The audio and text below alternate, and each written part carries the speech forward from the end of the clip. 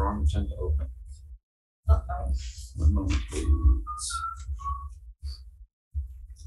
Hard time getting my agenda too, so hold on. Okay, sorry, the current one on the website is the one for tomorrow.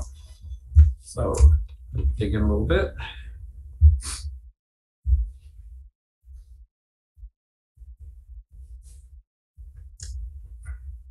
All right. Let's call to order this meeting of the Montara Water and Sanitary District Board of Directors. It's May 4th, 2023. It's 7:35 p.m. And wow, it's 2, 3, 4, 5 districts. It's just rambling a little bit. All right. I'll do the roll call. Director Decker. Here. Director Snyder-Carter. Present. Director Kaki. Here. Director Young. Yes. And Director Present. Boyd is present. I was taking a risk when I can't see the nameplates because it turns out when you're on camera and you're looking at someone you know and you try to call their name, And you draw a blank. sometimes it's a blank. It's happened to me more than once. Well, for a president's statement, let me start by welcoming any Star Wars fans. May the 4th be with you. And glad to have you here tonight. I think I'll just keep it short and just say, you know, it seems like we have a lot of rain this year, and it is true, we've had a lot of rain. Welcome to what it felt like to have an ordinary, normal rain year. Some of it came in awful extreme events, but when you look at the rain amounts, this is what we historically got in an average year. And so while it feels like we have abundance, now's a good time, and I thank Clemens for pointing this out to me a few days ago. It's a good time to remember that wise water management is going to be important for the long haul, and that with all that rain, any of the resources that we rely on that we drew down during a decade of drought, this year didn't bring us even. This year kept us from that getting worse. So we still have a big job to manage what we've got and to also find what we can in the way of additional sources to ensure the vitality and availability of this resource for our community for the years to come. So, yay, it's a good water year. Let's remember we got a lot of work to do. So. Let's see, do we have any oral comments for items that are not on the agenda? I'm looking to the audience. Let me call on Catherine. If anyone else wants to raise a hand, I'll keep an eye out for you. I wanted to say this is the 24-hour giving day for local coastside support agencies. I'm not even going to call them charities. They're the agencies that non-government organizations, the nonprofits, the volunteers who make this coast such an incredibly special place. Give them everybody send them $5, $105, $4. I don't care. Give them a big number of people. You can go online. These are people who define the coastside in so many ways. And if anybody was at the Dream Machines last Sunday, it was an amazing event. It was amazing. There were so many locals and so many visitors, but it was clean. People weren't throwing their trash on the ground. People were picking it up. They'd see trash and they'd pick it up and put it in the dumpster. There were all kinds of coastal nonprofits selling food. People brought cars in from all over. There were a good display, a nice display of Chris Craft boats, a few military machines. The volunteers were wonderful, but there were not much in the way of airplanes. It was too quiet. There was no hot rods. And I kind of missed that. I did get one guy to fire up his hot rod. He had a hot rod and he lives in Moss Beach. And I didn't recognize the car, but I sure recognized the sound of it. And we have so many people here who are so devoted to this community. This went to this senior, what is it? Daycare, yeah. And we're all getting there, and they do so much for the community. Please give, please donate. Let's not forget to say thank you to the Sewer Authority Mid-Coast, who was well represented with a stand at the Dream Machines event. Yes. Tim was there and David was there. I didn't even make it there. So, well, thank you, Tim and David, for telling people not to put plastic things down their toilets or Flushable wipes. They were handing out those reminders. Flushable wipes or even grease. We gave Keishan and I and Gabriel gave a tour to a woman from Half Moon Bay today.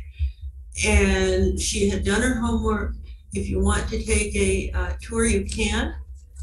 Also, you can go to the Sewer Authority Mid-Coast Sam Cleans Water website, and you can take a virtual tour, which is very, very good, and I highly recommend it. So anyway, this is just a reminder about what a fine community we are, but it takes all of us contributing. Did you have a website for the Coastside Gives, or is it just individual? I didn't see donors? one. I didn't see one on the sign, so I would just go to Coastside Gives and go and look. There is a coastsidegives.org website. So then you look to see if your donor of choice is there. I want to give to Coastside Feral. I'd go to the website and see what you see. Yeah. Okay. Thank you.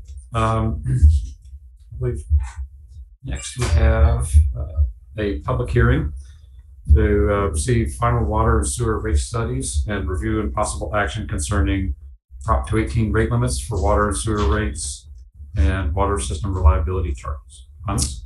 Yeah, thank you, Scott. It's been a long process. We definitely took way over a year to get to this point. And had many discussions about the water and sewer, suggested water and sewer rate increases. Prop 218 notice was sent to all property owners in the district. And so at this point, we're going to receive the final water and sewer rate studies. So I'm not going to take away from Alex's presentation too much. I'm just going to go into the process. So after we receive the water and sewer rate studies that look at this, it's not going to be a surprise for anyone that we're suggesting a 6% increase. And these are now maximum limits. So these are, the district gives itself essentially the possibility to set the rates up to the amounts. So for the first year, that would be 6%. And that is across the board for water rates, for sewer rates, as well as the water system reliability charges. So suggestion is to increase the maximum to 6% increase for the year 23-24. And then for the 2 following years, there's a maximum 9% annual increase to these charges.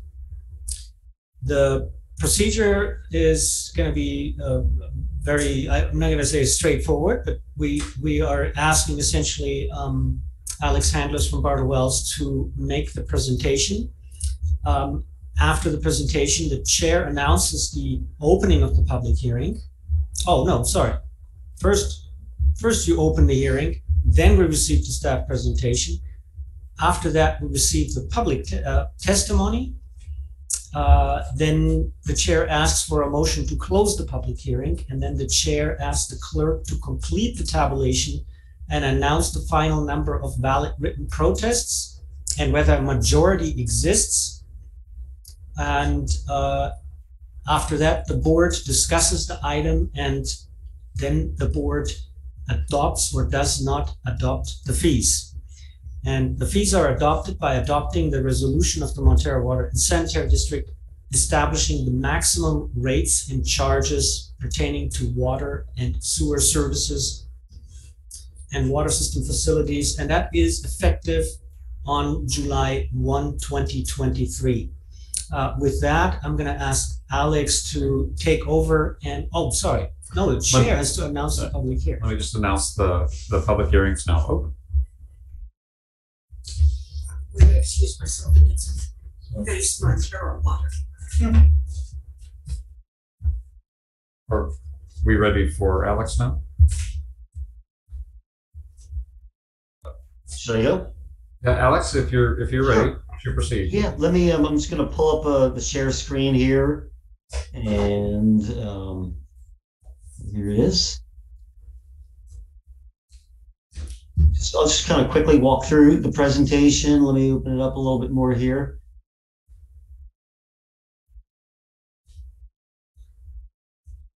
Right, seems just be loading in my end. Can folks see, does it look normal on your end?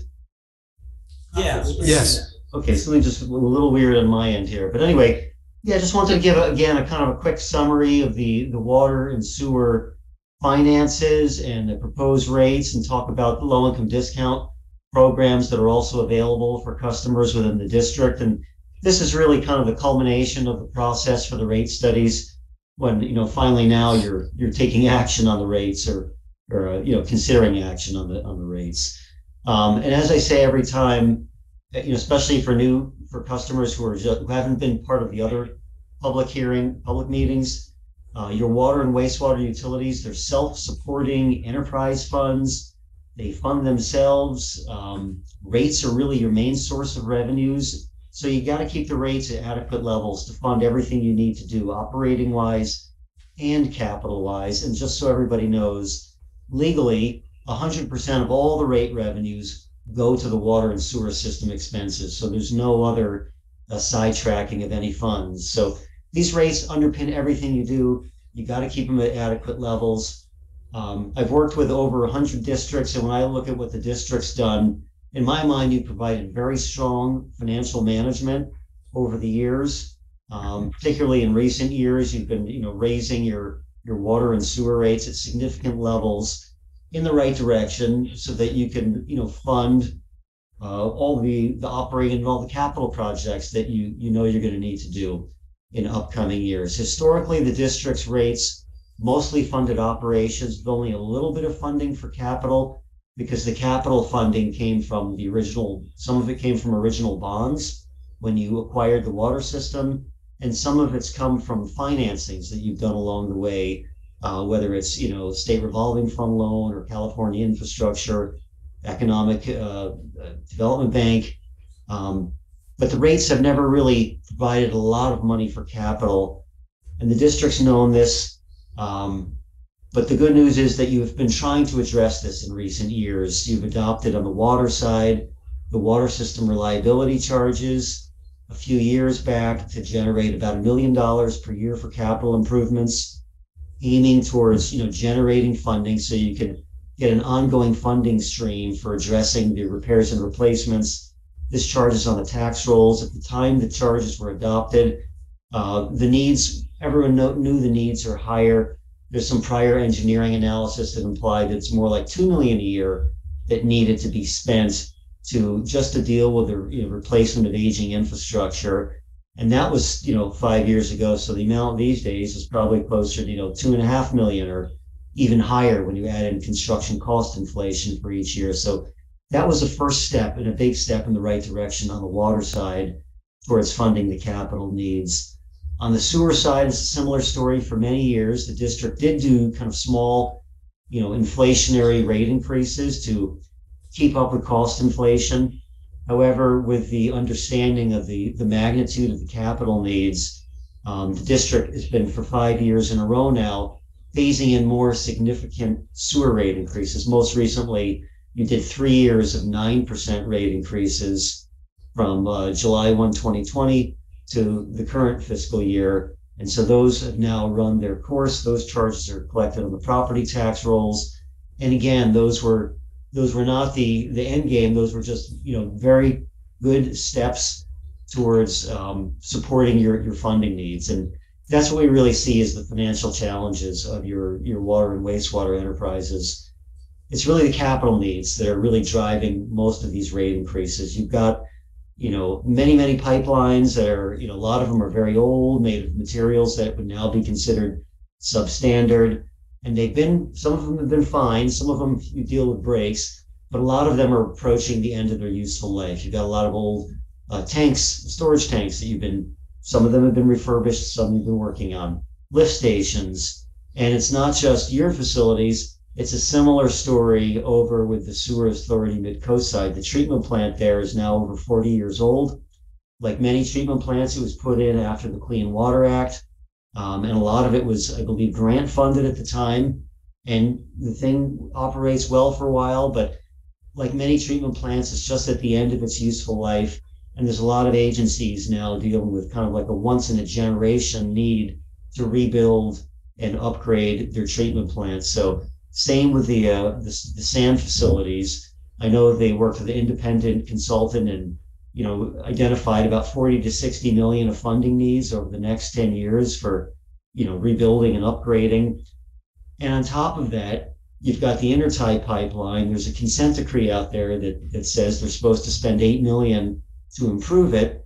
But due to the recent storm damage this past year, these intertie pipeline improvements are now estimated closer to 14 million. And that itself may be a conservatively low estimate. So there's a lot of funding needs, old infrastructure, addressing current deficiencies, and just rebuilding things for the next generation. And on top of that, you're going to continue to need some annual increases just to keep up with cost inflation. You deal with rising costs for operations, whether it's chemicals or electricity, insurance, everything else. So altogether, you've got a lot of funding needs out there. You've done a good job taking some significant steps in the right direction. And what's being proposed are the next few steps in the right direction. Again, this isn't the end game here, but you've made significant strides, and these are the next round of strides with what Clemens mentioned, increases of 6%, maximum rate increase effective this July 1 for the upcoming fiscal year to the water rates, water system reliability charges, and sewer rates, and then maximum increases of 9% for each of the subsequent 2 years. Yes, you do need these increases to fund your capital needs. No, they're not the as I say, the be all end all of rates, but you do have the authority to implement up to these maximums. So, it's possible, like you've done in the past, there's been times where you've adopted maximum rates that you thought you were going to phase in over 3 years, but the district didn't phase in until 5 years. So it's kind of, you're trying to balance the objectives of taking steps towards meeting your funding needs while trying to do it in a gradual way. So it's not huge, impacts on the ratepayers each year. It's, gradual steps. There are some rate structure modifications.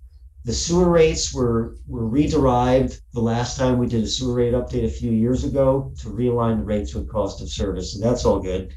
The water system reliability charges are relatively new and were also developed, to align the rates with cost of service and meter size. No changes are proposed there, but on your water rates, those haven't been, reevaluated and updated, I think, in over a decade. And there's a lot that's changed in the legal landscape with the understanding of what you can do with your rates and how they, should be structured. We're not recommending, big changes, but just a little cleanup on the edges is the way I think of it. One is aligning your fixed meter charges with meter capacity, with standard meter capacity ratios. Right now, they're not quite in line. And on the water quantity charge side, we're recommending you keep your current rate structure for, it's probably about 99% of the customers, where you have tiered rates, 4 tiers, and those would continue to apply to all your customers, the same tier breakpoints. Multifamily and residential accounts, for example, if it's a large building that has 10 units, the way your rates work, that each unit gets the allocations in each tier. So if it's 10 units, they get 10 times the amount of tier 1, 10 times the amount of tier 2, etc. That's the way your rates have been. We're not recommending any changes to that.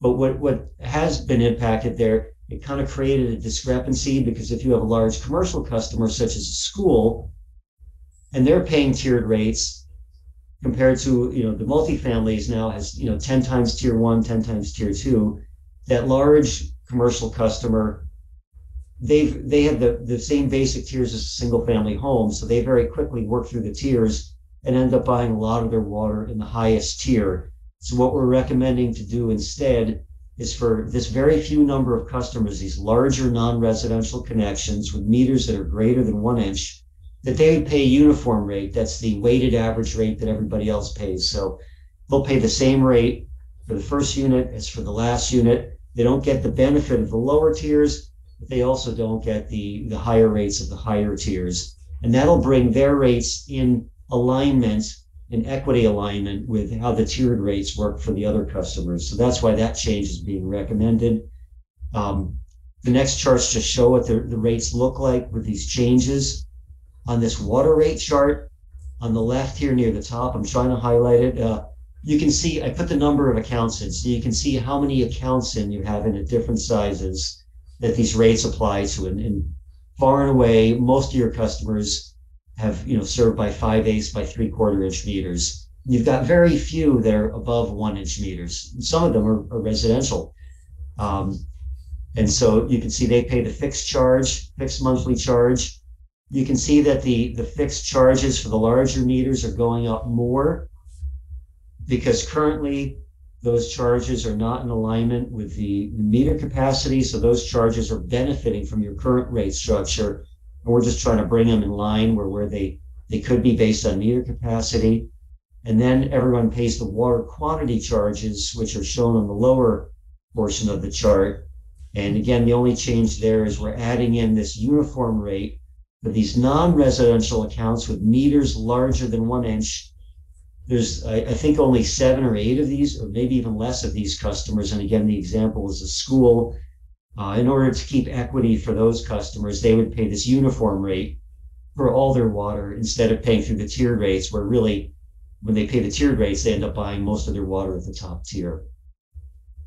The next chart shows the water system reliability charges and the proposed maximums there.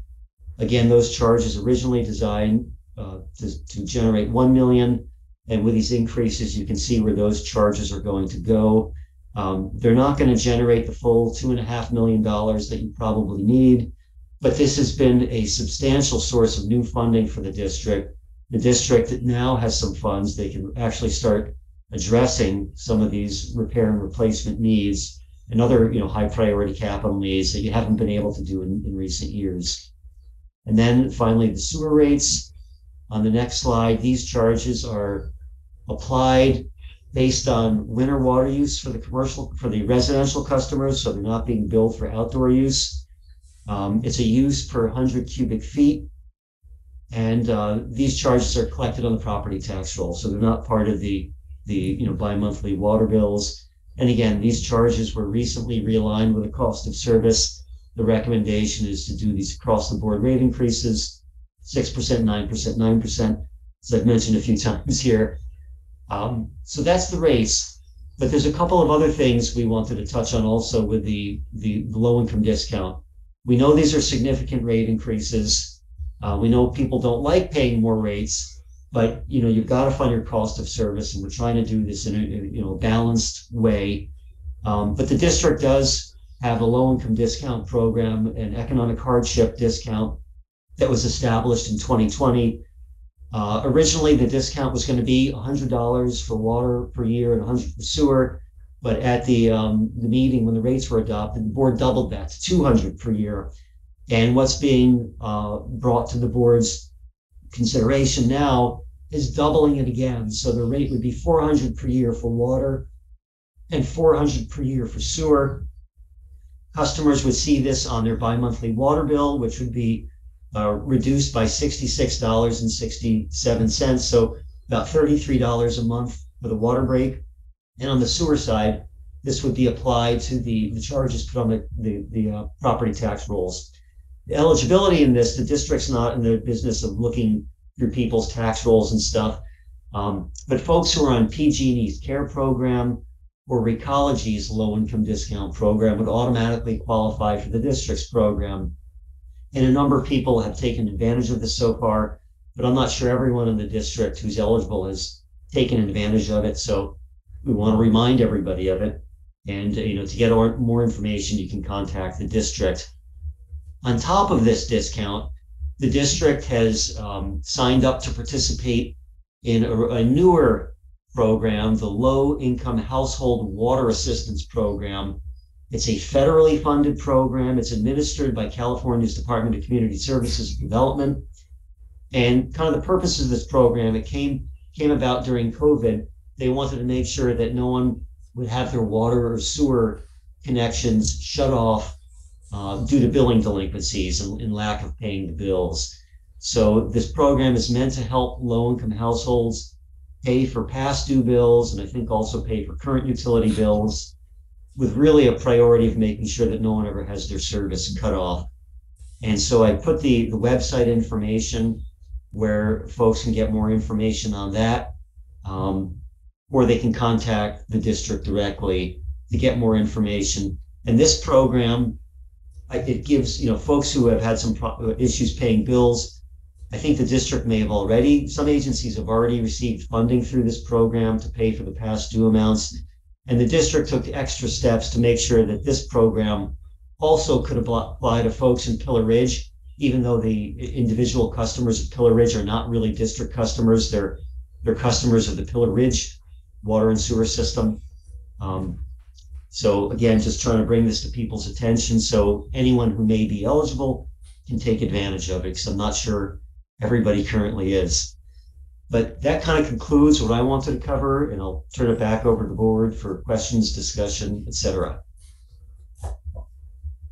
Okay, at this point, Clemens, did you have anything else to add as part of the staff presentation?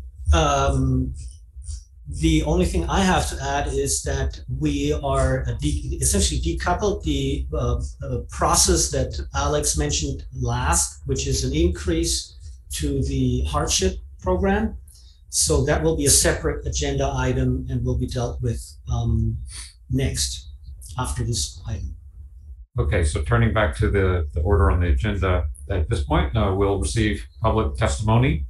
Board, I'll ask you to hold comments and discussion until after we close the public hearing. Let's see, looking to the audience, I'll recognize Greg Diegas. Hello, folks. I'm afraid you know what I'm going to say, but I want to say it as a matter of public anyway. I clearly support rate increases. My concern is that I'm not satisfied with the financial analysis and the projections that were done in these rate studies.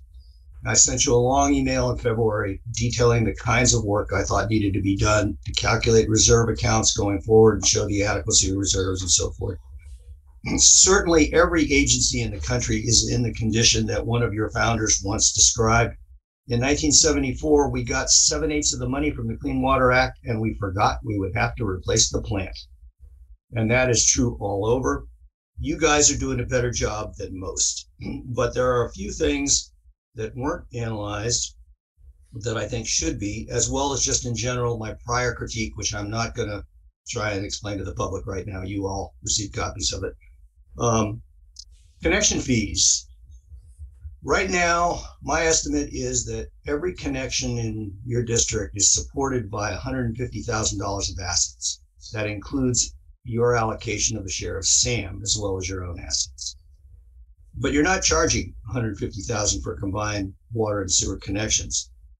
The next 100 connections you accept, if you charge that amount, would be $15 million.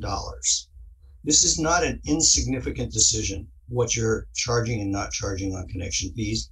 In fact, it has the potential to save the district from future serious capital funding problems. Secondly, there's an issue of donated assets, which I discussed with a general manager and a consultant some years back. When somebody donates an asset, they're not donating an asset, they're donating a burden. because that asset has to be operated, maintained, and eventually replenished in another 40 years. In the last year or so, you've accepted $1 million in asset donations, but I haven't seen any consideration given to incremental, let's call them water system reliability charges or asset replenishment fees for those incremental assets, which are dedicated to a specific property. Instead, by not charging that, you're passing on to the rest of the ratepayers the burden that will eventually come due of maintaining and replenishing those assets. I'd like to see that looked into. And then just to jump ahead, I want to reiterate something that's been mentioned years past. The bond is going to go away. People here have been paying for 20 years an additional surcharge on that bond. In a way, they've been paying a membership fee. It's another reason the connection fees are unfair, because they let people join without making up for the 20 years of asset foundation you've been funding. But finally, that bond is going to expire, and we need to have a projection that goes out beyond the expiration of the bond and shows a payment in lieu of that bond payment for asset replenishment continuing. And I know this idea has been mentioned in public, and I know it's not going to be popular, but we need to preserve that in that revenue stream even without a bond. So I support the rate increase. You definitely need it. I'm just not satisfied the analysis has gone far enough. Thank you. Thank you, Greg. Do we have any other members of the public who wish to comment and provide public testimony?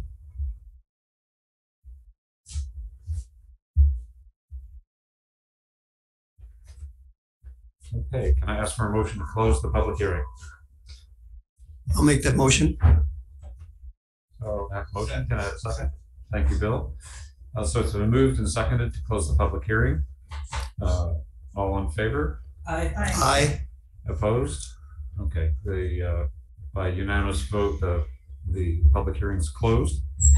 Okay, now I'll ask our clerk to complete the tabulation and announce the final number of valid written protests and whether a majority exists. So we're going to wait for our clerk.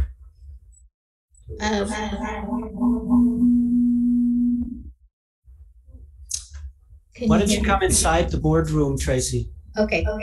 You got resolves the issue fastest. There, I didn't see her. Yeah, the way this works is this whole order is prescribed under the state law. I just didn't see So her. we have to wait until the hearing's closed and then count the protests. But then we can ask Alex questions if we had any. Let's wait for this piece of it to be done. Yes, please. So the district received one written protest and no majority exists.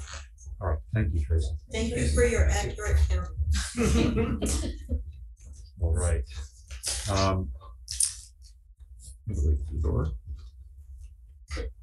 Just for the audience out on the stream, we're keeping the door closed so that there can be a TV with its own speaker out in the hallway, and when the door's open, we get this very the bad echo.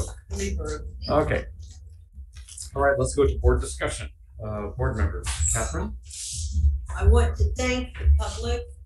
I want to thank the public and the ratepayers in Montara and Moss Beach for supporting this district. You have supported us for so many decades, and once again, you show your support. We are your district, and we are here for you guys, and I appreciate that you all recognize that. Thank you, thank you, thank you. And to Greg's comment about a bond, I would love to see a future bond. That way it's good for 30 years and it can't be repealed by another board as rates can be. And I hear Sid making funny noises about it. It's no fun, but it is expensive to have our own water district. I will tell you, it's even more expensive to be a part of one that wants to put all their costs on us and save their own district with money. Thank you. Bill? I was delighted to see in Alex's presentation the the explanation of how the very, very large users just escape the tiered structure and pay the rate based on essentially the weighted average. As a longtime data guy, that's exactly the kind of solution I was most proud of, because it systematically has an algorithm which implements symmetry and equity. And so that general principle of fairness through mathematics is, I think, a wonderful thing. Ultimately, Greg's making similar points. And I don't know if the answer is bonds or connection fees or something, because there are lots of aspects of equity, not just across the community, but over time, as he mentioned. So one way or another, I'd like to be giving Greg's points the discussion integrated with our other things that it deserves. But for right now, for this, I'm very happy with this program, and I think we're doing the right thing. Yes, Sid. I have a few for Alex and maybe for Clemens, or I don't know who, but does the 8 million, and I guess there was a $14 million thing, the 8 million include the consent decree, or is that a SAM-wide dollar amount, that $8 million? And also the $14 million, I'm assuming is, they're probably going to complain, but it's going to be spread district-wide too on the intertie pipeline, correct? So I'm not quite sure what you mean with consent decree. Well, it was on his slide. Do you want me to show you which slide it was? $8 million At the beginning? Sorry, Yeah, I there were- have the board package. So the 14 million is ultimately, it's an estimate, and the estimates vary from 11.5 million to 16 million, depending on who you're asking at this time. Everybody acknowledges that this can go up. And this is essentially the SAM project to replace the northern section of the intertie pipeline system. That 14 million is not just MWSD share or the 8 million of the consent decree on page 6. Those are for all of SAM, and we're divvying up by proportionate, right?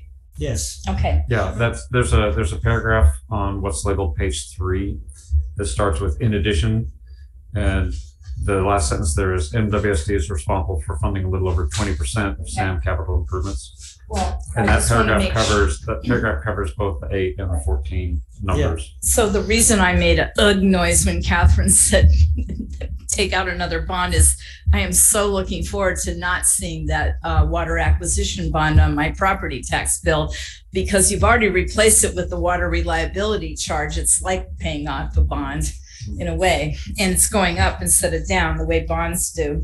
But anyway, I'm just, I'm in this situation, getting older, and won't have, huge flows of income to pay a higher property tax bill. So bonds, water reliability charges aren't the same as a little bill coming in the mail every other month. So that's why I made that noise. I understand we want to ward off any, corporate raiders, if you will. So who were the largest users besides the school that are non-residential? I saw hospitals on there, but is there any other really big users in the district that I can't think of? There were 9, I think they said. There is, so let me see if I can rattle down the commercial accounts, but there is 860 Airport Road is a large user. It's the airport? No. Oh. The old candle factory. Oh. It's the building just north of where the Harlow's Pillar Ridge. Automotive is and everything. Yeah, there's a kombucha factory there. Oh, okay. We have a number of restaurants. Okay. Right. We have the old hospital. Seton or whatever. We have the school. Okay. Yeah. Okay. So when is the water debt service charge going to drop off our property tax bill for Alex, the acquisition bond? I'm forgetting the exact date, but it's like in the next handful of years or so, the original GO bonds are going to be, hitting their final maturity. And those have been refinanced for savings over the years too. So they've extended the date then. Hold on. I see Peter's hand. I bet he has an answer. Peter? Which Peter? Oh. The last debt service payment is due on 8/1/2028. Okay, and that includes, if you refinance those, does that mean you pushed out the maturity date on it as well? No, Okay. just lower interest rates and lower debt payments. Because we're having our 20th celebration this year, so I just was asking. So this may be premature, but considering that Cypress Point, Mid-Penn might be building, are those 71 units going to be residential rate or commercial rate? We don't have an application in front of us, so I don't know what is going to be built. And Right. I can't answer the question until we know what the project is. But we're not putting a rate schedule in case it's built. That's what I meant. It's not on there. The usage is planned as residential. So Okay, with so that, you- it's, okay. most likely going to be residential. Well, that's but what I again, thought. Okay, and we don't have clarity on this. I don't know, this might not be on this document, but there was something called an extra capacity cost recovery charge. It was on page 22, but I'm not sure if it was this thing or something later. Do you remember what that is, Clemens? No, what is it? Can you repeat that? The detail that I read was extra capacity cost recovery, and I didn't know what that was. And where did you read this? I saw it on page 22, one of these documents. I read There's the whole package in one day, so. There's a table 9 on page 18. Well, I did write 22, so. And table 13 on page 22. Okay, is there anything in there that says extra large capacity? So I didn't quite understand what that was exactly. It says here, to accounts for a conservative estimate of 10% of annual water rate revenue allocated to extra capacity cost recovery. But what is extra capacity cost recovery? What we're getting into here is these are not separate charges. This is behind the scenes coming up with the basis for calculating the tiered water rates for the district's customers. And what it means is that some of the district's costs are kind of aimed towards, everyday average funding for, your typical operations and infrastructure needs. So, for example, if everyone, it's like, and the extra capacity is kind of what do you need for these customers when they're using higher levels of use. It's kind of like thinking of a system of highways where maybe you'd only need one lane in each direction to meet all the traffic needs, but due to rush hour, you have to build 3 lanes each way. So that's kind of the extra capacity that's built into the roadway. And it's a little bit similar for water and sewer systems also, where you're not building the water system to serve average demand. You're building it to serve peak demand for extra capacity. But this is some behind the scenes stuff. This isn't it's not a separate charge or anything like that. It's just part of the rationale underlying your tiered water rates. Alex, I'm new, so I was just trying to find out what it meant. Thank you. That was a great question. Yeah. Referring it to traffic is very good analogy. Thank you. I think that's all my questions for now. Okay, any other board member comments or questions? So I'd like to thank everyone who is involved in helping get this prepared. It's quite a lot of work. It's good that it can be presented in such short order, but make no mistake, it takes a lot of work to get this presentation put together. And there have been a lot of hard discussions, I know, about to try to balance what the community needs and what the community can afford. And we, every year, face the question of how do we balance those two? And I'm mindful of what we went through, like in 2008, as we started to see the crisis coming. And in 2009, when the crisis really started to hit. And in 2010, when our community was really starting to feel it. And in 2011, when we thought, well, maybe it's getting better. And for years, we were very mindful of the fact that there were members of our community who were in no position to absorb the kind of rate shock that we thought might come from, fully financing what it actually costs to take care of all the infrastructure that's under the ground. We don't see it, but it wears out. We don't see it, but it breaks. And that's just like everything with age and time, these things happen. And so I see you.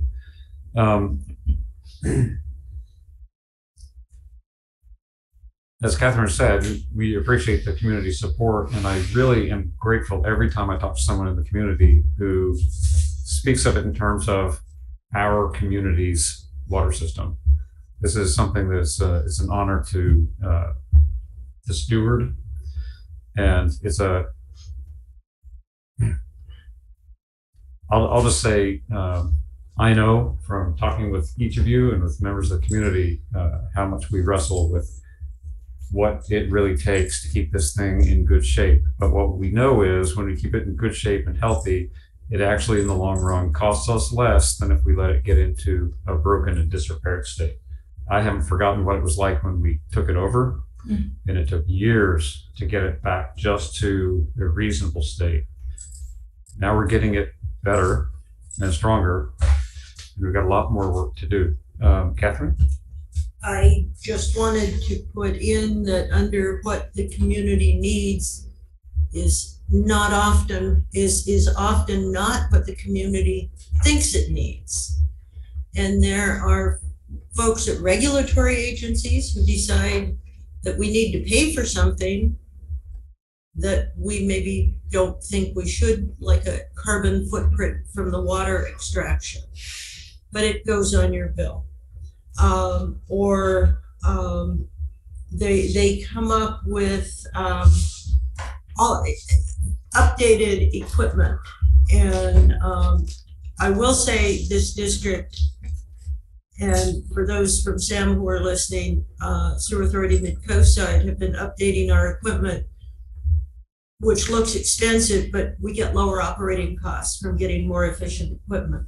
But it still takes that chunk to get the equipment, but we don't, it's just at one time instead of over time because of the more efficient operations. But we have to keep giving our employees pay raises because they're good crew and they're constantly improving their skills. And so we need good crew. All of these kinds of things you don't quite realize. Our trucks wear out, and they all get calculated in. And whereas you could buy a truck for $20,000 some years ago, it's now 40. And so it's all of these increases, and the future increases are going to be just the cost of living in the state of California anymore. But we have, I will tell you with great pride, some years ago, Clemens, we were in a water tasting contest, and we came out in the top 5 for the best tasting water in the state. So we've got good water here. Thank you. All right, Sid. I did have one other question on my notes here. Do the 6 to 9% increases that are, being proposed, do they include a contingency for the possibility that we might end up losing the lawsuit from Half Moon Bay with SAM, or the ERF lawsuit fees? Are those included in the SAM CIP increased fees or not? So in short, no, because we wouldn't know. So will there have to be later another increase then, possibly? Well, if this agency and if the agencies lose the lawsuit, meaning if there is a cost shift within the Sewer Authority Mid-Coast side, then that requires additional financing. Yep. Okay. Let me just restate that for the audience. Half Moon Bay is effectively suing El Granada, or Granada Community Services District, and Montara Water and Sanitary District. And in short, a big chunk of the cost of what it takes to operate the Sewer Authority Mid-Coast side is work maintaining and repairing the intertight pipeline system, the 7 miles of pipes and pumps that convey everything down to the plant in Half Moon Bay. It's an historical fact that when the three agencies put everything together and decided to send everything to one place for treatment, the place that was chosen was Half Moon Bay. So all of that flow flows that 7 miles all the way down to Half Moon Bay. And Half Moon Bay wanted it. And had the choice been different, if it had been to use our treatment plant, then they just pushed the stuff through the pipe the other direction. So it's important to understand, we could have also set it up to use Granada's facility. Now, Granada's facility wasn't in great shape, so that didn't make a lot of sense. We had a brand new one. It wasn't big enough to handle all of Half Moon Bay stuff, but the decision, and Half Moon Bay really pushed hard for it, was put it in our plant. So that's the decision that we all arrived at 45 years ago. And 40 years into it, roughly, Half Moon Bay decided, we don't really want to pay for any of the costs for that pipeline. You should do that, because only you need it, because we're right there sitting next to the plant. We don't need that pipeline. And it's like, wait a minute. We agreed to send it all down there when we all agreed to share the cost of that pipeline. And Half Moon Bay bears 50% of that cost. In suing to try to say that they didn't want to pay that, they would double costs for Montara and Granada, because they don't want to pay for what they've been paying for decades, what we all agreed to as a basis. And it may sound like I'm may have a point of view on this. I do, and it happens to be shared by the court that heard and decided the case. The court made a very clear judgment that a deal's a deal, and just because you're tired of paying for this thing doesn't mean you get out of the contract. Now, Half Moon Bay went and said, we're going to take a second bite of that apple, and they've appealed. So when Sid talks about losing, we've already prevailed one time. I anticipate we'll prevail. I am too, but everyone should know Half Moon Bay is trying to get out from underneath this. It would double the cost of those maintenance and repairs for the 7 miles of pipeline, and we would be paying double what we have been paying year over year. And it fluctuates based on what that infrastructure needs, but it needs a lot. That's what the big multi-million-dollar numbers that Sid was throwing around are all about. So all the way back to Sid's question, have we budgeted for what happens if we lose that appeal? No, we have not. And the $8 million for the ERF. That's a separate matter. I don't want to Right. blur the lines between the two. There is a thing right now where, not that long ago, an environmental group saw that the sewer authority had spilled, came in, brought a lawsuit, and a settlement was arrived at where, rather than write a big check to them, Sam agreed to spend money to improve the sewer infrastructure, which we need anyway. So it's not a happy time when somebody comes in and forces you to do that, but we all agreed that we would do that. Half Moon Bay is now balking at what they agreed to. And so Sid is asking about, what's the risk to us if something goes sideways on that? If ERF, the group that brought the suit, decides that we're not abiding by the agreement, we're rightly concerned about what that would mean for us, for Granada. And I'll tell you, I'm concerned about what it means for Half Moon Bay too. They may not be playing to our interests, but they're our working partners. None of us needs to have unexpected or unnecessary costs. This is an expensive enough proposition as it is. So my question really was, are these proposed rate increases taking all that into consideration? It sounds like not really. We'll have an additional burden if we don't prevail. That's right. But the $8 million, that's already been agreed to, except it wasn't. I thought it was a consent decree. The verdict is not final. Oh. We have no clear information as to how that will end. No. I thought the consent decree. Oh, hang on. okay. Let's do this one at a time, and let me just try to clarify what I think.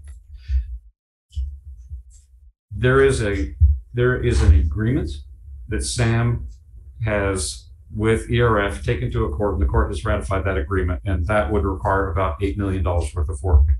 What's not in agreement right now is Half Moon Bay is balking at the budget at SAM, and that was intended to get a bunch of that work underway. How ERF responds to that is unclear. So is that what you meant by it's not decided? The agreement is in place. Yes.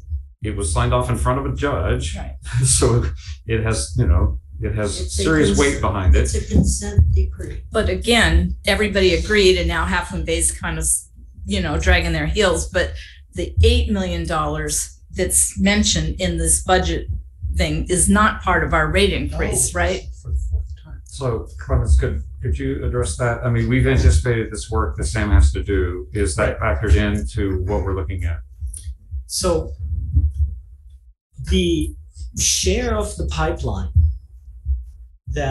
pipeline replacement is included essentially in this cost. Okay. Thank you. Any additional cost that would arise through outcomes of lawsuits in the future are not included. Okay, thanks.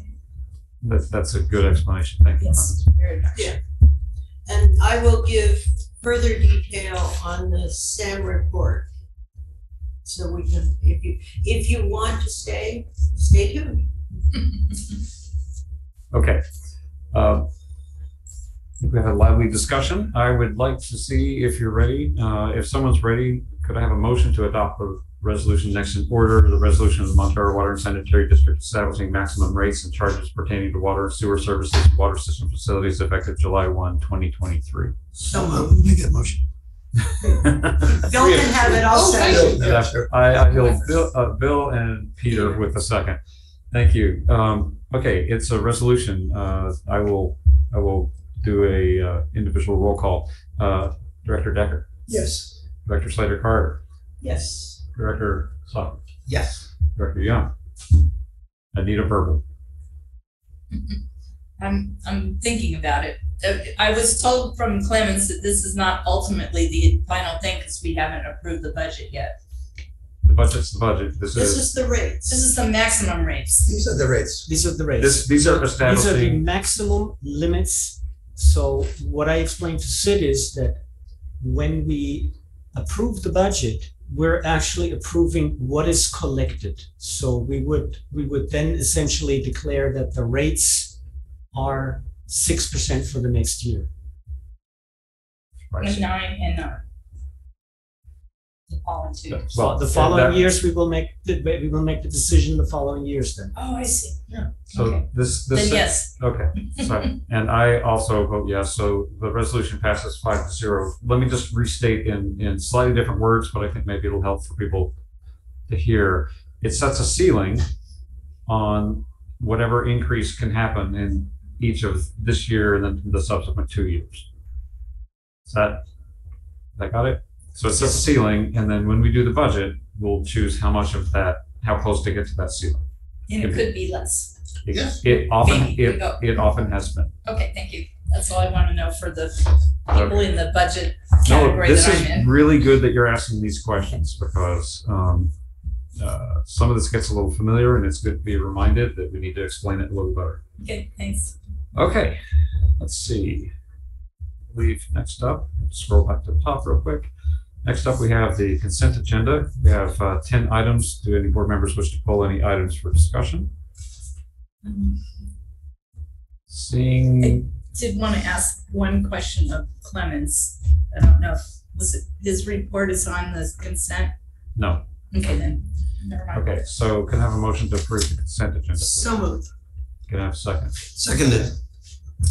Catherine and Peter. And all right, it's been moved and seconded. All in favor of approving the consent agenda as listed? Aye. Aye. Any opposed? Okay, the motion carries 5-0. No old business, new business. Item 1, review and possible action concerning the district's economic hardship assistance policy. Yeah, thanks, Scott. So we just heard Alex essentially present what the idea is that that was brought to us. Ultimately, this board asked for an increase in the level of assistance for customers who qualify for this economic hardship assistance policy. We put that in place in 2020. And actually, I think we initially offered $100 and then increased it to $200. Now the suggestion is to double this to $400 per side. So $400 on the assistance on the sewer side and $400 assistance on the water rates. Yeah, so that is the way someone would essentially sign up is via Recology, via the PG&E care program. AT&T also has a similar program that Recology allows essentially as the in for the program. So we're piggybacking on this essentially through Recology, and currently we are spending around $10,000 annually on this program. So if we double this, so we expect that the fiscal impact would be around $10,000. So the recommendation is to adopt a resolution amending the economic hardship discount program for sewer and water services and designating funding source therefore. So moved. I'd like a discussion. I'm looking for any public comment first. Okay, I'm not seeing. Okay. Lisa Ketchum, please. Oh, there she is. Thanks. Yeah, I couldn't find a hand. I just thought I'd wave. Sorry. I just wanted to ask, did the board have a chance to read my email comments from yesterday? I didn't see them. I did. Hello? I did, Anybody? yes. I didn't see yours. Neither Sorry. I haven't had a chance to read mail today.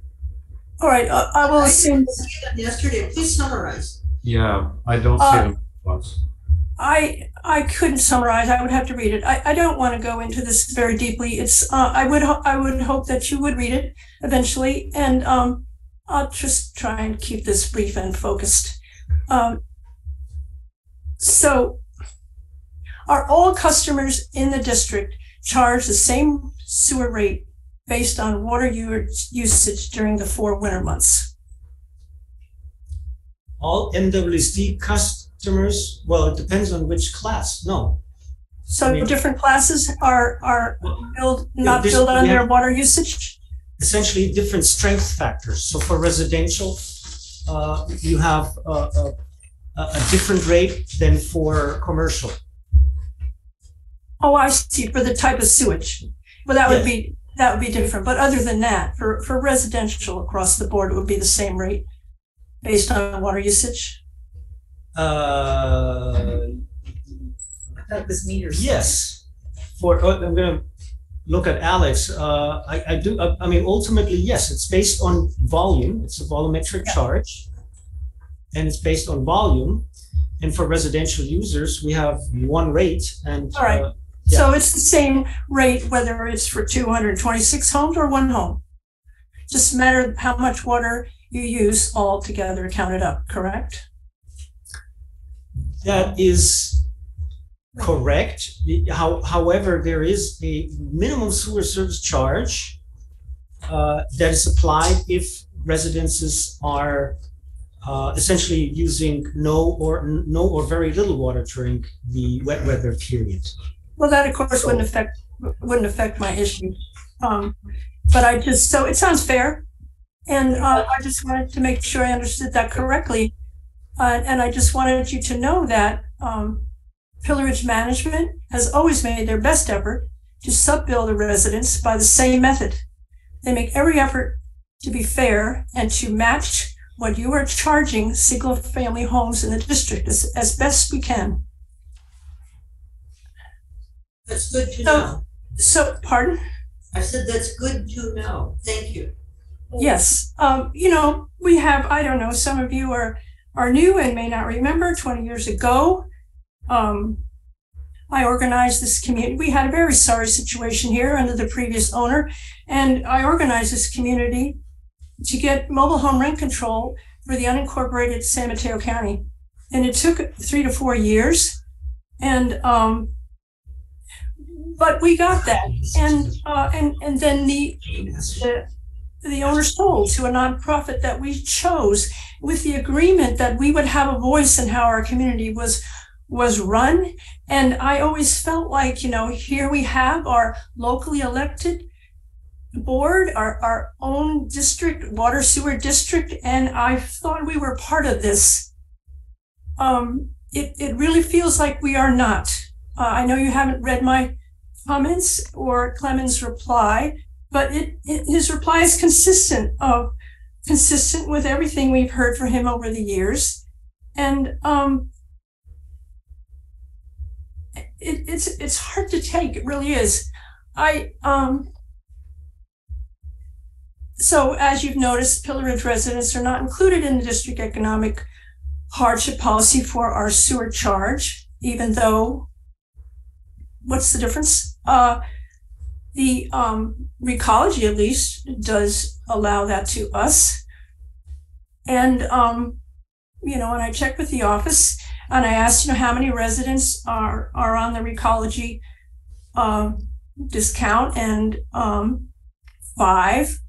And but there was nothing, and 5 on the gas from PG&E, but nothing from Montara for sewer. So this was my my question in my email. Why don't we receive that? So apparently it is because we're not customers of the district. We are not customers for water, sewer, or trash. And I just can't get a grip on this. I really can't. And so I'm glad to hear that fair treatment on the rate tiers, water rate tiers, that Pillar Ridge negotiated with the water plant transfer in 2014 has also now been applied to the apartment dwellers in the district. The scale of the Pillar Ridge experience with 4th tier water rate for 226 homes when we needed to draw on your water, it was shocking, but we had no recourse. The same applies for like your leak policy. You know, if somebody has a leak during the winter months and you want to get, I mean, it can be a disaster.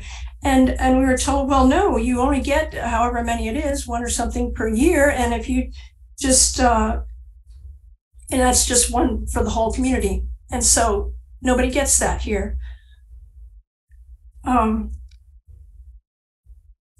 Okay, I said I didn't want to run on, so I will stop here. I understand that we're not included in this, and so be it. Thank you. I want to go first to Clemens, because Clemens, you did have a chance to read Lisa's mail and you provided a response. I found it in my mailbox, but I haven't had time to. Okay. Forward it to me. Yeah. So, well, again, thank you, Lisa, for bringing this to us, and you've been throughout the years definitely I'm going to say represent and that very well the community, the Pillar Ridge community, and so like I described in my email, the district really has very strived to make a lot of effort to essentially include the Pillar Ridge system into the Montara system. However, the current situation is such that the Pillar Ridge distribution system that is on the water and the sewer side is owned by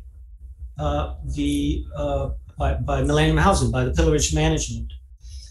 And with that, essentially, the district is a water wholesale provider, or in that role, providing water to the community.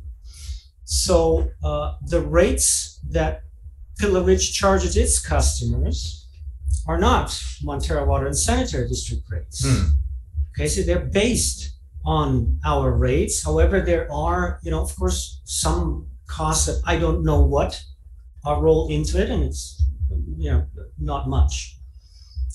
I'm going to say what I, told you in my email, that, we've been striving very hard to, recognize the situation that the Pillage community is in. And with that, for example, we took on a tremendous liability, and that is the water sources.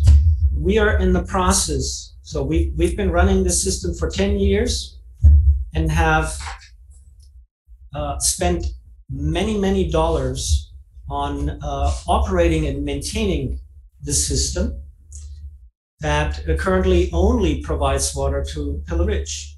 We're going to spend almost $2 million if our capital improvement plan is going to pan out to improve these sources. Additionally, the way the agreement was structured for the purchase, and ultimately how the district bills the community, and that is essentially looking at Pillar Ridge as one customer, is extremely advantageous to the residents of Pillar Ridge, because instead of 227 meter charges, Pillar Ridge pays only 1 meter charge. So with that, the ultimately the average water bill between Montara and Pillar Ridge, there's a difference of $400 per year. So it's around $400 per year that the Montara Water and Sanitary District customer have to pay for their individual meters that the Pillar Ridge community does not have to pay. The same applies for the water system reliability charge. Instead of 227 water system reliability charges, there is 1 water system reliability charge. That is a financial advantage of $500. So combining the $400 and the $500, this is at current rates, this is not at future rates. That financial advantage is already, for every single resident within Pillar Ridge, greater than any resident within any single family resident that is actually on the economic hardship program. So I also not quite sure why you're not approaching the Pillar Ridge management, Lisa. I encouraged you to do that because I think the Pillar Ridge management can work with us to find a solution to this. So I'm going to ask you again to approach Millennium Housing and essentially ask them why there is no hardship rate provided.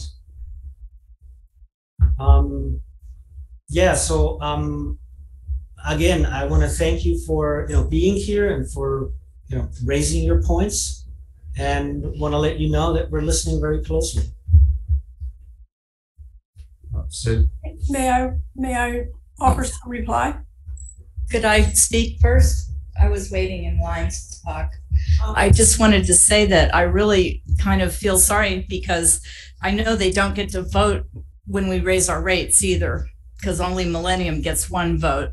And I kind of feel that that's disadvantageous to the members of Pillar Ridge, who are basically our customers, even if, we bill them just 1 unit at a time. But the other thing too, I don't know what inch meter they're on, but there's a monthly service charge depending on what size meter you get too. So not just the tier rate, but also what size meter. Maybe you're getting a better discount that I don't know about, but go ahead, Lisa. So what you said, we do get to vote in the district. We're just not a customer. I meant you can't protest water rates. That's the last time they didn't let down any of your members. I heard. I don't know. Clemens can clarify that. we have never objected to the water rate increases. We understand and we appreciate the way you run the district so well. That's not the issue here. So basically, the Clemens response is focused on the water plant, the water. So even though I was speaking about sewer, but let's talk about water.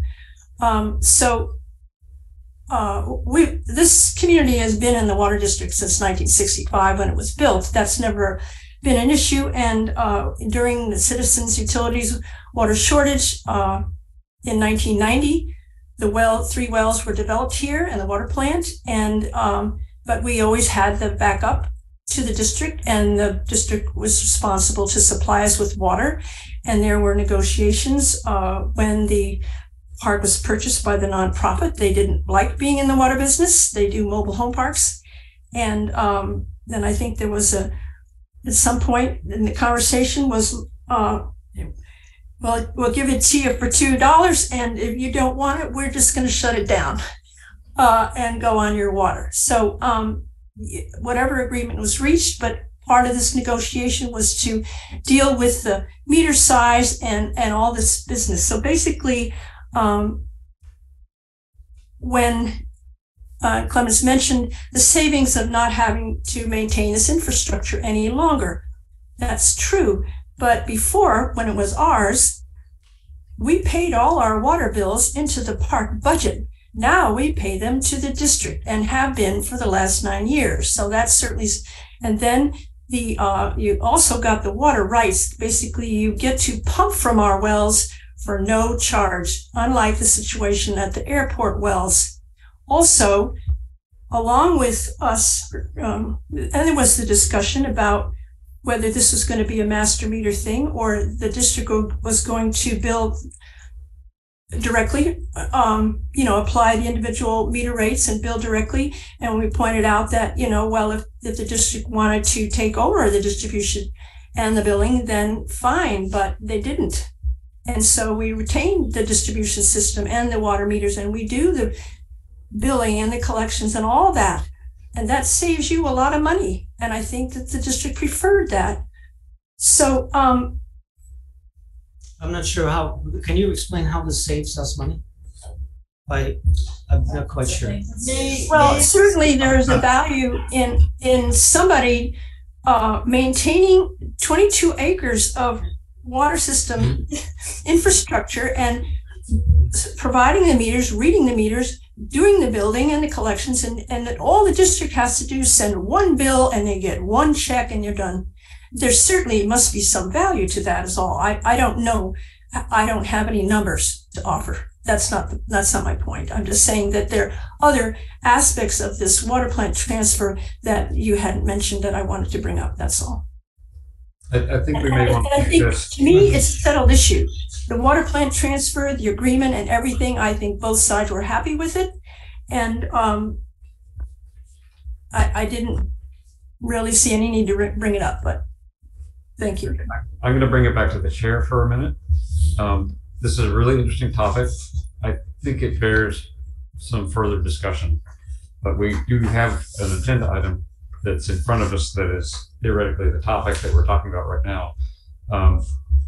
Bill, you had a comment. Is it germane to? Yeah, it's very fast. I appreciate learning about this. And from your comment and Clement's response, it's clear there are a dozen different weird interlocking effects of who owns what and who charges for what and which regulations cover what and so forth. That it is a complicated, useful thing to talk about later, and it's very deep. It sounds like there isn't any drastic unfairness tilting one way or the other at the moment, so I'm not worried about not resolving it tonight. But I definitely care about issues of equity.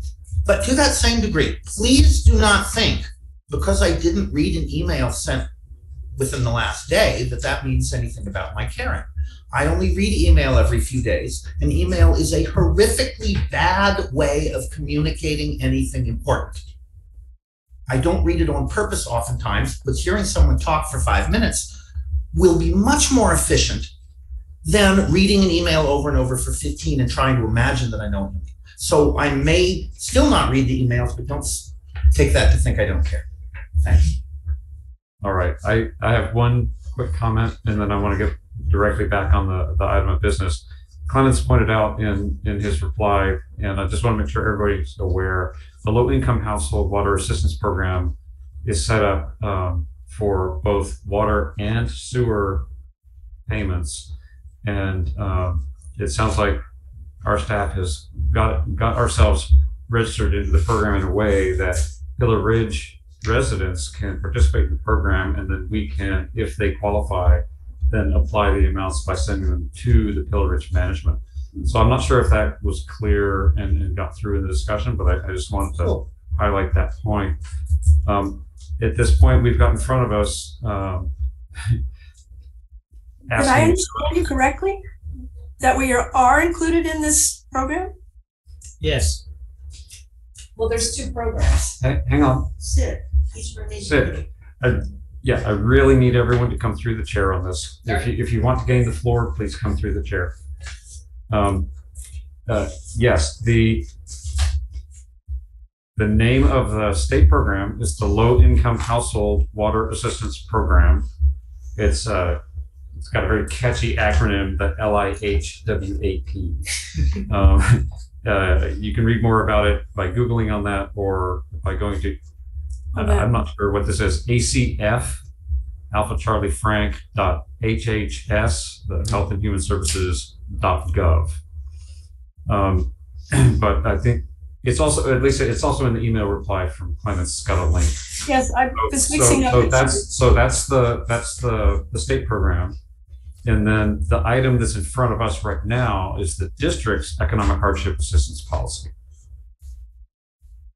And this one, Clemens, is not set for the residents of Pillar Ridge. Is that correct? That's correct. I mean, yes. Okay, so just so we're clear. But what's in front of us is, do we wish to take this from 200 to 400? That's really the question for tonight. I'd like a little clarification question, since I wasn't here for any of the previous years it was done.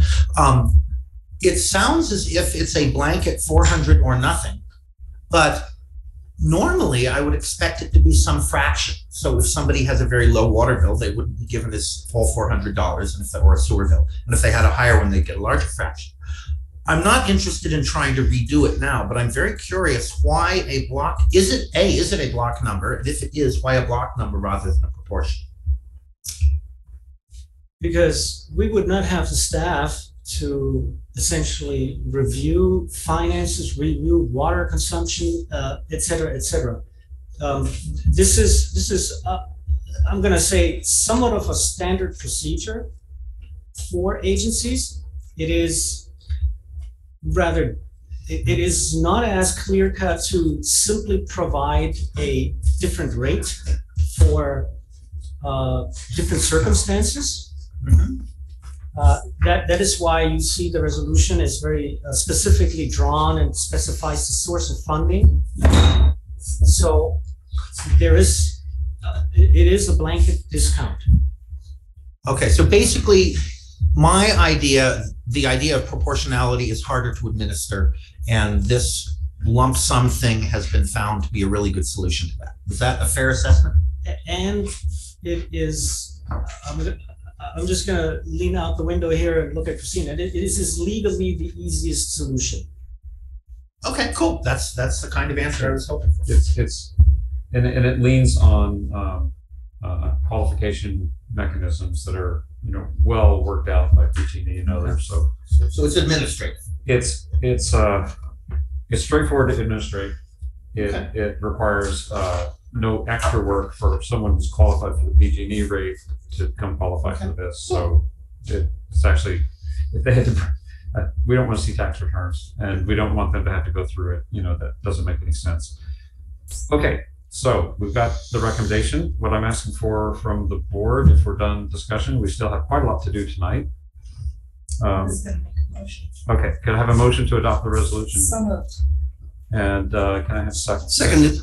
Okay, so Sid for the motion, Peter for the second, and the motion in front of us is adopt the resolution next in order. The resolution of the Montara Water and Sanitary District amending the economic hardship discount program for sewer and water services and designating funding source therefore. Director Decker, how do you vote? Yes. Director Slater-Carter, Yes. Director Soft, Yes. Director Young, Yes. Director Boyd votes yes. Thank you, everyone. The motion carries by a vote of 5-0. And Lisa, thank you so much for participating. And I'll spend some quality time with your correspondence. And I really appreciate you bringing us these concerns and keeping them on our minds. This is vital to doing the best job that we can. Okay, next item of business, review and possible action concerning Sewer Authority Mid-Coastside fiscal year 2023-2024 collections budget. Okay, yeah, thank you. So I'm going to say that is a small success coming from Sam. At the last directors meeting, April 24, Sam board approved the collections budget for this coming fiscal year. There's essentially two budgets that we are looking at coming from the Sewer Authority Mid-Coastside. There's a general budget, and that is essentially the budget that that's all the funds that pay for the entire Sewer Authority Mid-Coastside operation. We do not, so we own the collection system here in Montara and Moss Beach, and are in a position where we essentially choose the service provider. We don't have our own staff, our own field staff to service the system on a daily basis. And the district has chosen the Sewer Authority Mid-Coastside as the contractor providing these services. And so this budget was approved to be sent out by the member agencies. Unfortunately, the general budget was not. That's a different story.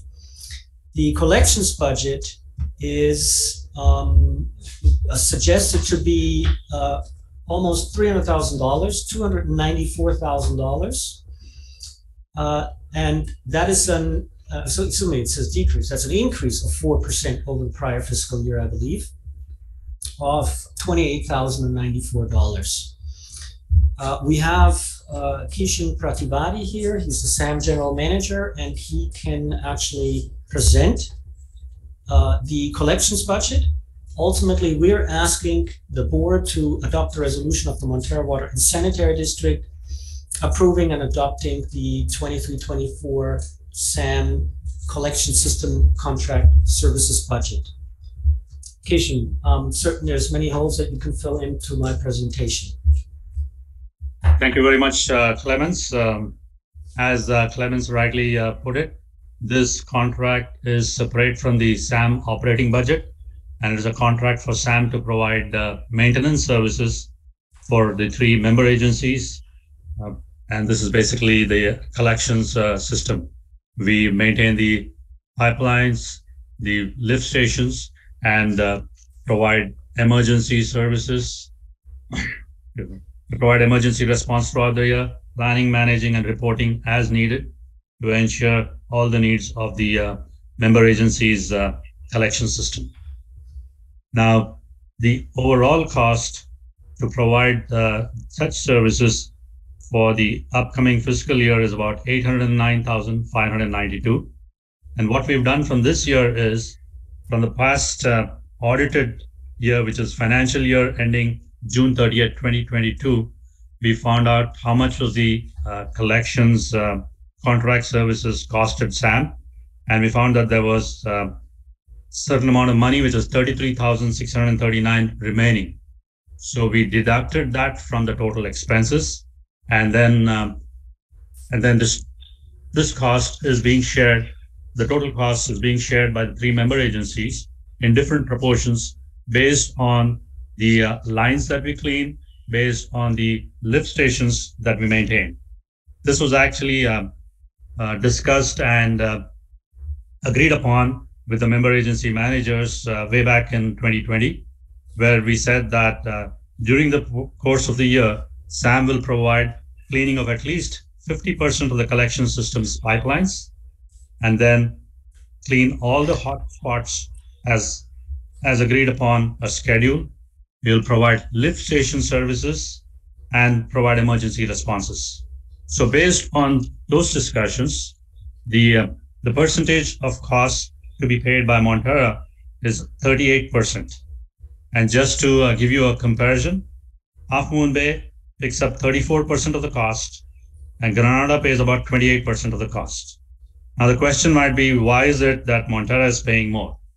Well, Montara is paying more because we manage 13 lift stations belonging to Montara.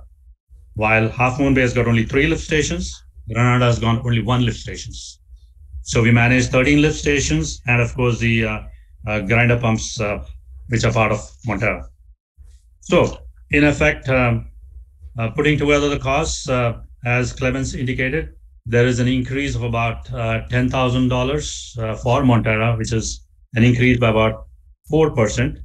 And this is primarily due to increase of the personnel expenses by about 90,000.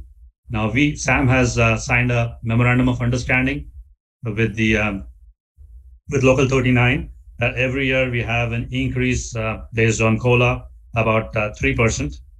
So that is taken into consideration. And also we have budgeted about 50,000 extra for repairs and maintenance because we have these vehicles which are getting old and we might have to replace tires and make any repairs. So these are the estimated expenses which we think. So that's why there is a slight increase in the budget. So there's an overall increase of about $10,000. So I'm here and I also have my plant superintendent, Tim Costello here.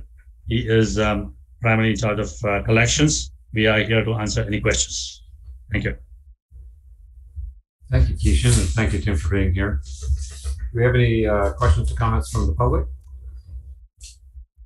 Not seeing hands. Board members? After everybody. I think Sam is doing a great job, and I'm very happy that the collection budget was so done that we have only a minimal increase. I'm very happy with the team of the collections, and can only say that I very strongly suggest that we adopt this collection budget. Thank you, Peter.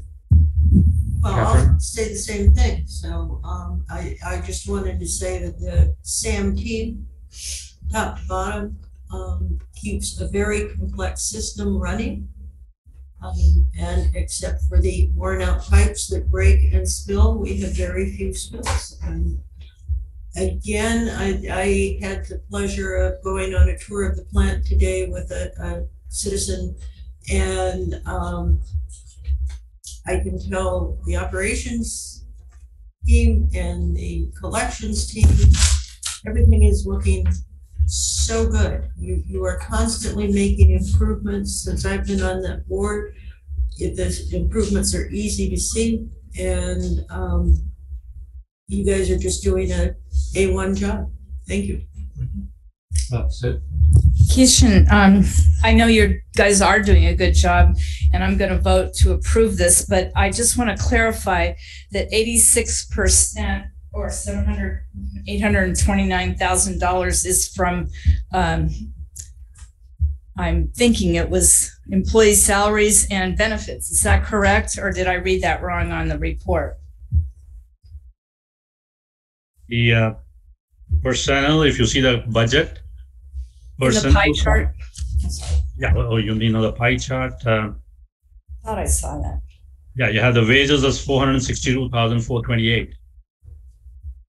And the benefits. And the benefits, yes. If you add So that. About 86%. Correct. If you see the next page, which is a spreadsheet that clearly gives you the expenditures of the personnel, which is about 700,829. Yeah. Okay. I wanted to make sure I understood that correctly. Thank you. Yep. Okay. So we have in front of us this budget. The recommendation is that we adopt the resolution to adopt the wastewater collection system contract services budget. So moved.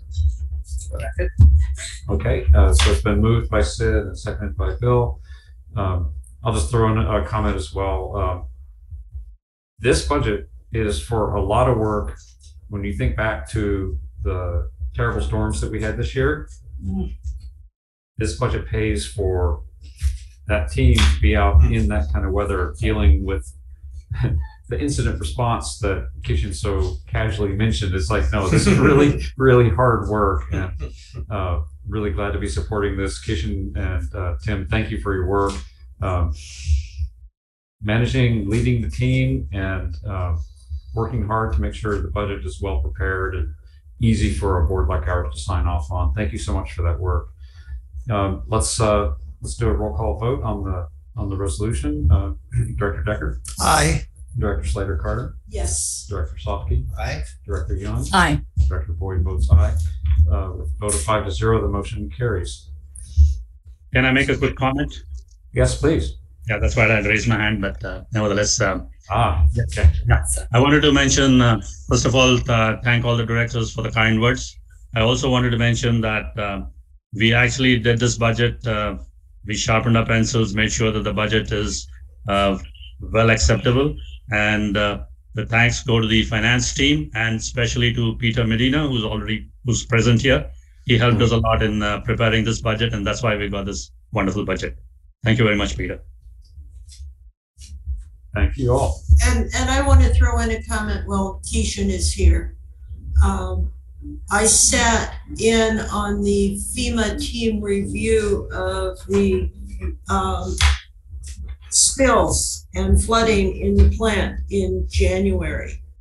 And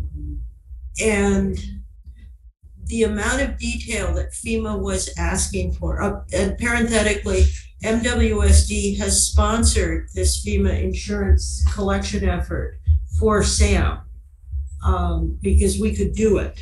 So the meeting went incredibly well. And every time they asked for a piece of paper in a particular category, Keishan had a file with all the bills and receipts in them, and they were all so well organized. And the team said they have seldom seen an agency as organized as ours. Sam was in, and Keishan and the accounting team and Peter all did exemplary work. And as a result, they were saying they believe that FEMA, and are recommending that FEMA will pick up 100% of the costs that are eligible for FEMA reimbursement, including a large portion of the costs for the broken pipe, SAM pipe in Montara. Correct. So it's it is looking very good, but it was because of the extraordinary and beautifully organized files. And so everybody who was working on that and from top to bottom was looking at these kinds of receipts and signing things, and it was a lot of work, and they all did a great job. So thank you, Keishan. Nice. Thank you. All right, let's go to new business 3, review and possible action concerning authorization to advertise for bids for the sewer improvement project and spot repairs 2020 through 2023 in Cabrillo Highway Sewer Improvement Phase 1B. Yeah, thank you. So it's been a couple of years since we did a capital improvement project on the sewer side. So Pippin put a project together for us, actually 2. He already worked, we did actually, that's now almost 5 years ago, I think, the Cabrillo Highway Sewer Improvement Phase 1A, which was the highway crossing. And that allows us, this was essentially only preparation for Phase 1B. It allows us to now extend that project north into Montara and take care of the issues on that pipeline that Pippin will explain. So where I'm trying to get to is that there is some funds were already collected for what we're talking about. And with that, I'm just going to hand it over to Pippin. just also going to say, this is not always the case that we're going to the board with this step. We sometimes also wait until we get a bid back. But what we're looking for is the authorization to advertise for bids for both projects and filing the notice of exemption under CEQA. Pippin. Thank you, Clemens. And to the board, I'm happy to be here tonight to talk about these projects. The first project Clemens mentioned overall was the Cabrillo Highway, and that's an extension of a long-range planning project that the district's been budgeting for many years. And then the other project extends our goals every year or to 2 years, depending on project size, to do a capital project in which we harden up and seal the neighborhood sewers, usually through pipe bursting when that's feasible. Sometimes we have to open, trench, and replace pipes. And in a big step, I want to remind the new board members and the public that Montara has been undertaking for close to a decade now, at least 7 or 8 years. There's a lot of, there's half the pipes in the sewage system in the district, approximately half the pipes, are owned by the private residents. They owned from the house to the street. And then the district owns and maintains the portions in the street. But we've looked at a lot of different discussions over the years with realtors and the water board about different ways to try to mitigate water coming in through the private laterals. And we found it's economically most efficient and the best benefit bang for the buck for the district to just work with the customers through the new projects to try to rehabilitate as much of the private lateral as possible when our project is nearby. So that is something we always try to do. So I want to kind of mention that up front. On the budget side of this, I don't know if you want me to share the staff report or just the plans, but to summarize the staff report, essentially for this year, we had about $2.4 million planned for sewer work. And so the project we put together, we've structured it in a base bid and an alternate bid such that we can control how much we spend depending on how the prices come in.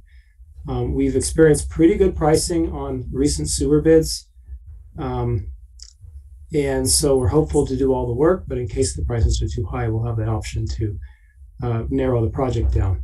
Essentially, though, we're projecting that the total project would be about 2.6 or 2.65 million. So there's a chance if it comes in that high, we might have to take out about 250,000 from reserves. Additionally, as Clemens mentioned, some money was previously budgeted. If you go back in 2021, we collected an anticipated spending in 2020 to 2021, 1.25 million on the Cabrillo Highway portion of the work.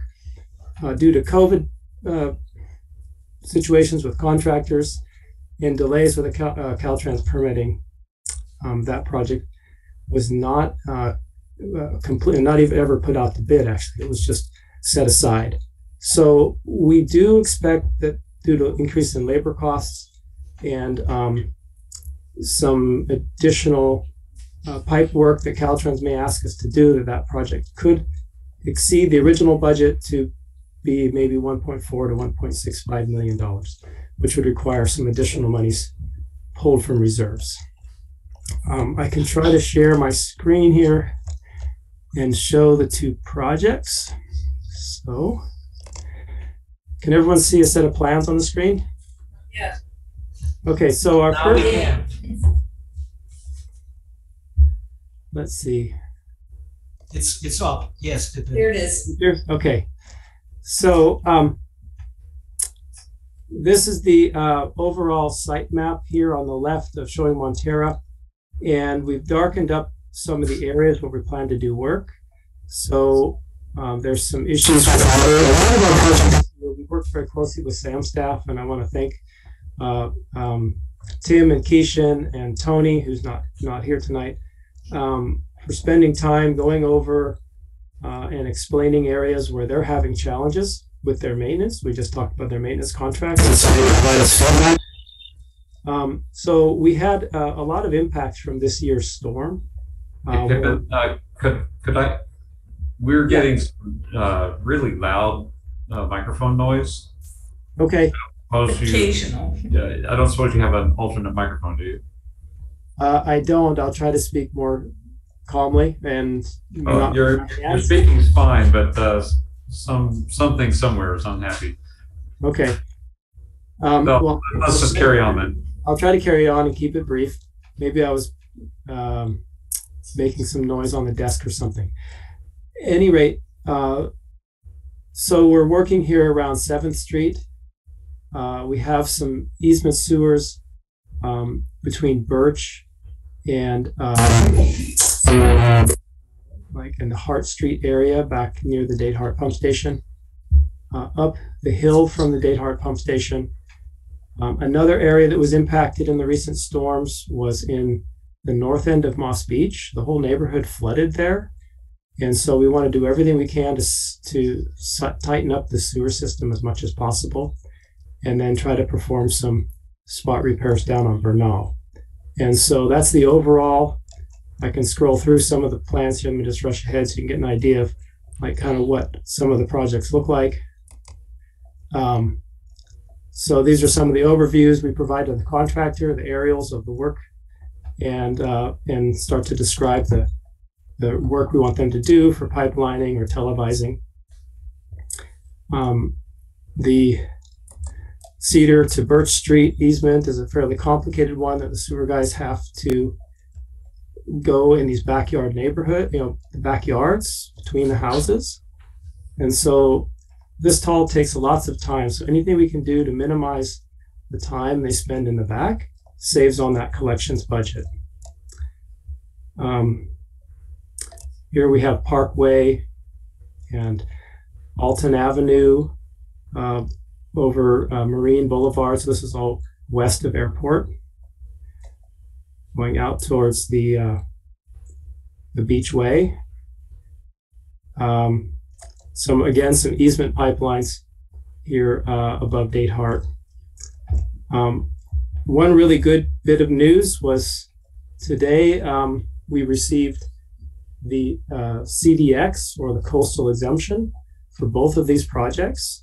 So the county has looked at that, and they are ready for us to apply for the permit when the contractor comes in. Let me stop sharing this screen and go to another screen to show you the second project.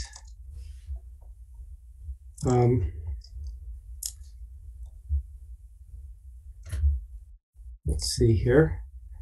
So passing through the first project where the quality wasn't as good. Okay, the Cabrillo Highway project, as Clemens mentioned, in phase 1A, we crossed the highway in front of the district with a new crossing under Highway 1.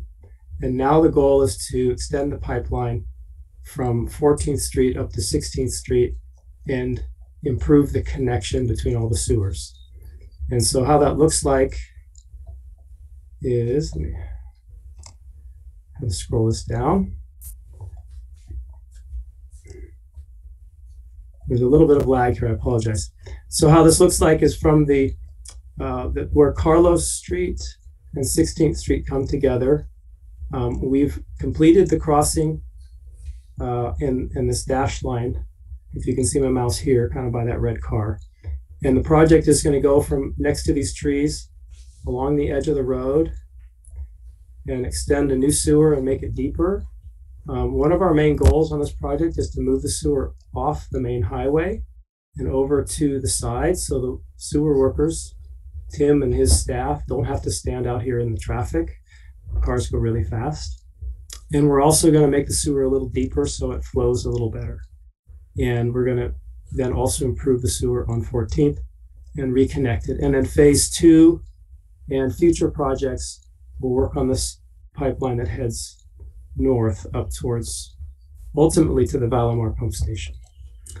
So that pretty much concludes the overview of our projects. We're excited to see these bids.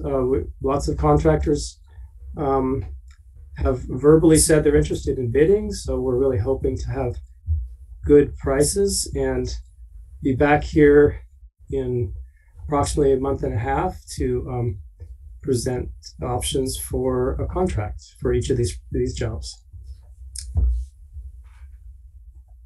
I think that's all I have. Anyone has any questions? That's it. 2 questions. One on the lateral refurbishing. I just want to say thank you for doing that where you, as you're doing work out in the street, if you're doing residential laterals, because I am a realtor and I looked at Pacifica, who opted for a point of sale lateral compliance ordinance, and it's really not working because it only works slowly as the homes are being sold, and it doesn't address old pipes or private laterals in the district for homes that do not go up for sale.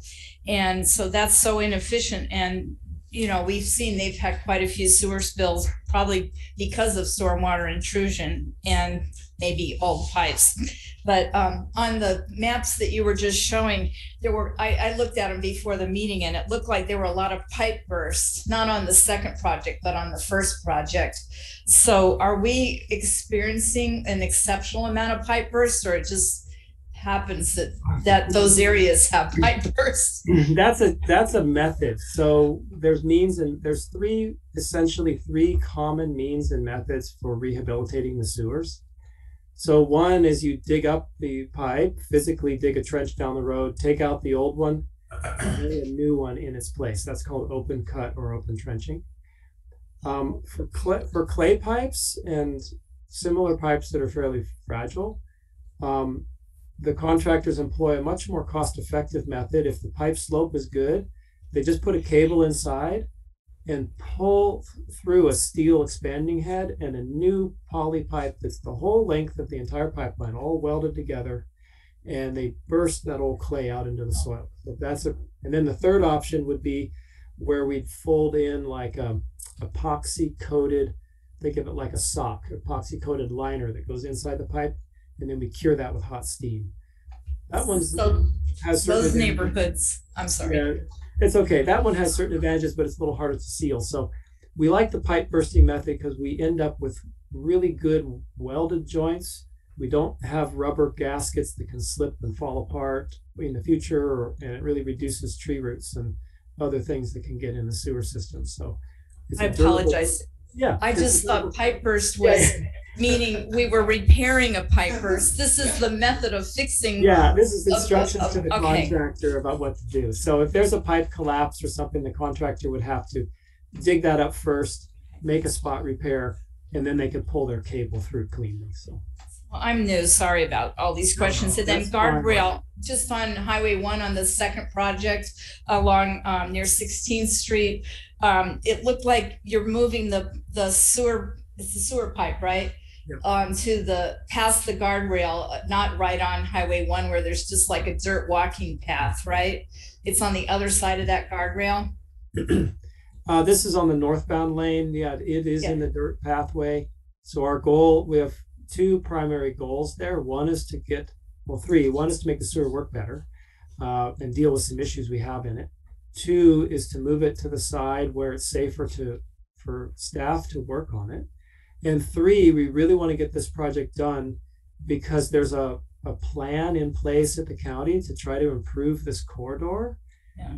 And we don't want to have the corridor get improved and then come back later and say, uh-oh, we need to fix our sewer pipe. So we want to Thank you. Great. Thank you. Those were my questions. Yeah, with the improvement projects, the pipe replacement projects in Montara and Moss Beach in recent years, pretty much the recent decade, we offered any customer within the district the possibility to essentially approach us and ask that the contractor provide a quote for the replacement of their lateral. And so the advantage to the customer is that we have a specialist that is mobilized in town, that has equipment in town. So there wouldn't be any mobilization costs. They can provide a fairly good quote for anyone who needs their sewer lateral replaced. The other advantage is that there is at least somewhat of an oversight. You took essentially a look at these quotes and ensured that they weren't outrageous, and that is something that we have been seeing over and over again, that some firms are overcharging for this type of work. So there's a little bit of a quality and financial control in place. And I'm just gonna ask that we continue this tradition. We already have some folks that have asked for participation in this program. I know it's always a little bit of a headache for the contractors, but I'm gonna ask that we repeat this and offer this again to anyone who's in need to have their sewer lateral replaced. Yeah, thanks for that reminder, Clemens. So just to clarify, what he's speaking about is really anyone in the district, even if they're not next to our project, if they're doing a remodel, there's a lot of people adding second units or what have you, need work done. We've had a good luck in the past, good cooperation with our contractors to be able to provide extra repairs and full pipe replacements for people that are in need of something urgently, and they're have been very responsive with that. So I have a pleasure doing that, and it's a good value to the customer and the contractors. Because like you point out, they've already mobilized. They still are able to make a fair profit, and they don't have to charge extra for bringing special equipment because it's already in town. See a question? Just to clarify, is that what sounds like a very good idea to replace customers' laterals? Is that part of the thing we're voting on now, or is that something we'll talk about later? So when the pipe is connected to a district project, we automatically replace it. But there are cases where people can't wait, or they're doing a remodel project and they need to do repairs or add some additional connections. That's what Clemens was speaking about. They may be somewhere else in town, and we encourage people to contact us, and we do our best to coordinate to try to provide an additional price. They can get prices from any contractor, but we try to encourage a fair price from the district hired contractor. That is part of what we're voting on. Yeah, but it's at no cost to it doesn't affect our cost for this project. Okay, cool. Yeah, those additional works, exactly, those additional works which we're not budgeting for would be paid directly from the homeowner to the contractor. Okay. Basically, we're gonna have a contractor out here, and we want them to agree ahead of time if people in the community want to. I got what it is. I just wasn't sure if we're voting on it. Yeah. Okay. All right. You're voting on the authorization to release these documents for bid. Okay. Yeah. Okay. So can I have let's see, we do this. So can I have a motion, please? So I'll make the motion. Or second. Okay. So Sid moves. Peter seconds. Any further discussion? All in favor? Aye. Aye. Any opposed? The motion carries 5-0. Let me just say, man, I wish I could have waited for this to come along so I could have jumped in to get a lateral replaced. I had to do one last year, and I would have loved to have been part of a package deal. That would have been great. That would have been great. I was very happy with who did it, but I was kind of hoping. But sometimes needs must. Pippin's doing a good job. All right. So item 4, review and possible action concerning selection of auditor. Yeah, thanks, Scott. So we've been mentioning it past meetings that we are going through this process, and the board actually authorized the issuance of the request for proposal for auditing services. We've been with the current firm for quite some time, and they ultimately have difficulties to continue to provide the services for us. We're seeing this right now. Our audit is extremely late. We have not received our fiscal year 21-22 audit today, which is of concern. But we were notified that there will be a delay, and that was one of the triggers to essentially go out to the for an RFP. It was also a desire by our treasurer, who thought it would be actually prudent that we change firms. And so we've received 2 bids, 2 quotes for the RFP, 2 responses to the RFP. We put an interview panel together. I want to thank Peter Decker, Peter Medina, and Tracy for sitting in on these interview panels. And we interviewed Mays and Associates and Cropper Accountancy. We know both firms. We've had a long working history with Mays and Associates, and Cropper Accountancy has a long-standing history with the Sewer Authority Mid-Coast side. The Sewer Authority Mid-Coast side, by the way, is going through a very similar process at this time, and also selecting a new auditing firm. The recommendation from the panel is to enter a contract with Cropper Accountancy, and therefore the staff recommendation is to adopt a resolution that authorizes the general manager to execute a contract with Cropper Accountancy for professional auditing services for next fiscal year through 24-25, and that with 2 additional 1-year extensions exercisable at our option. I'm certain Peter and Peter want to comment further on the interviews and the process, so I suggest to give them the opportunity to further present. Yeah, we looked at both the presentation by each auditor as well as the number of senior partners who could kick in when the one in the lead charge for our audit would not be available or would be hit by a bus. Is there any replacement for that partner? That to us is very important, because we have noticed that in very small firms where there's only one leading partner, there's often a delay in the presentation of the budget simply because they can't find the staff. Now, in both of these cases, in both of the offers, we have made sure that those supporting partners, in case one of them cannot step to the fore. And we noticed a difference in between the hours offered by each accountant. They specify a number of hours that a partner works on the project. They specify what administrative staff works on the project, and they have a supervisor that works on the project. The number of hours between Mays and Associates and Cropper proposed 50 hours more of work for basically the same price, and has 3 times the number of hours of a partner inside that offer.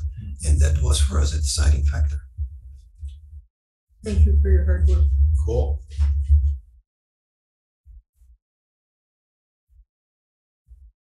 Okay. Peter Medina, maybe another comment? No, in reality, nothing further.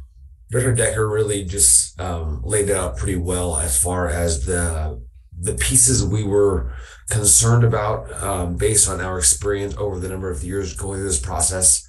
And what differentiated the two firms, those were the biggest pieces as far as who was laid out, the number of hours at the top level to the bottom level, what that expectation was, and how those were laid out in the proposal were really the differentiating factors. Because outside of that, you know, they were very well equal.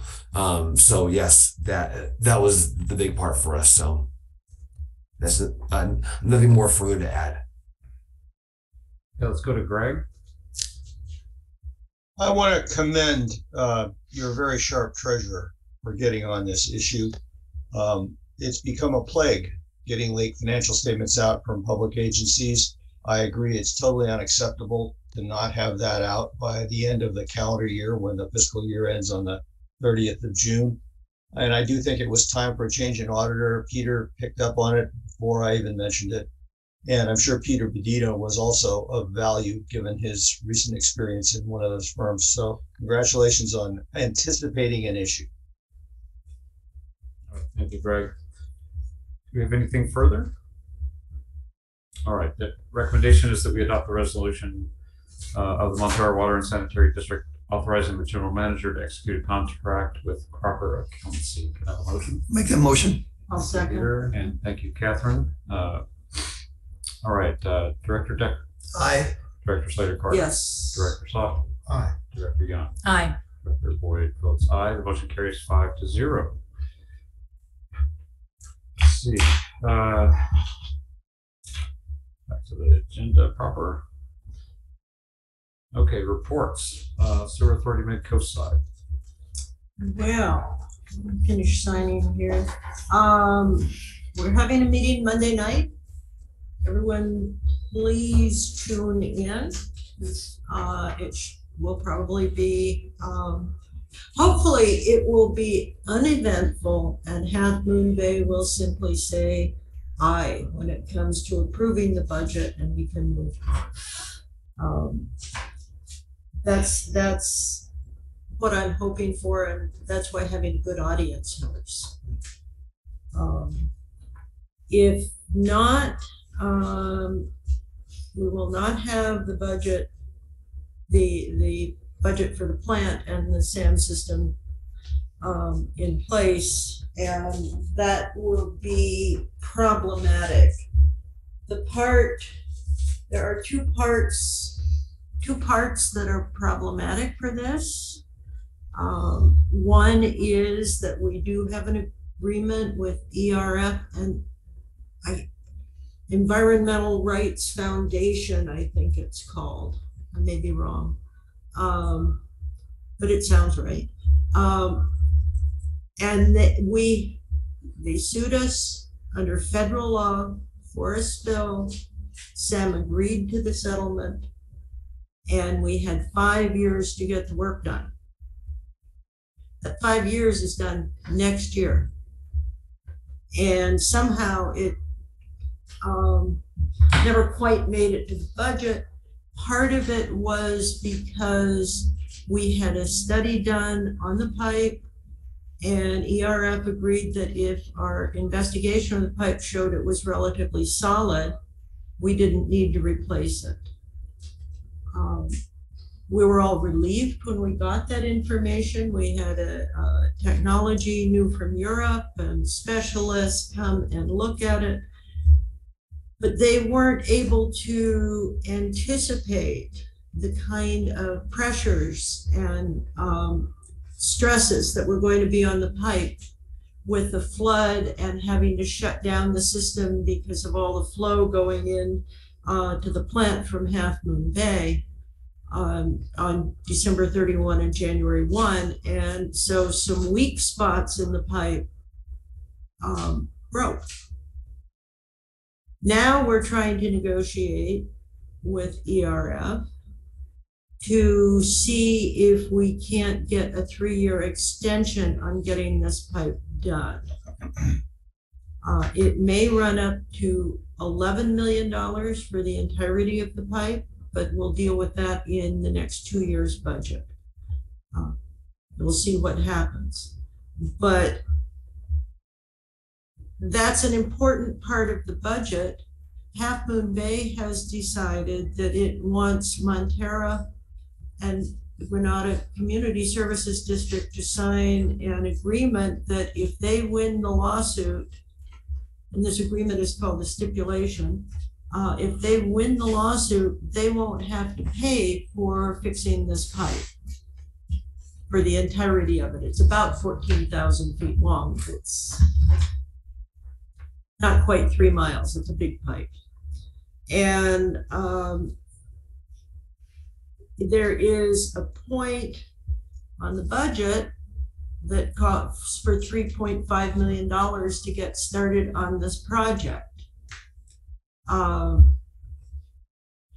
Montara has taken the position that we should replace it with the existing size pipe as close as possible in the existing alignment with nothing fancy added to it. We want to do it just as a simple, what's called a neg deck, a negative declaration that we're not going to have any impact on the growth or the environment of the coast.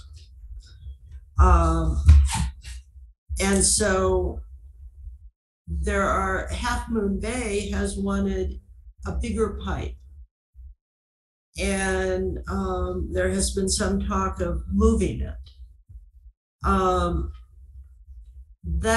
So that's what we're going to be discussing on Monday. Is I would prefer that we just funded the budget with the $3.5 million so we can get working on it and leave these other questions until later.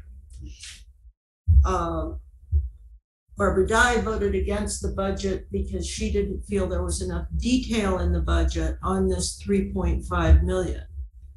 And Keishan made it quite clear that the $3.5 million is a not to exceed as opposed to a spend up to.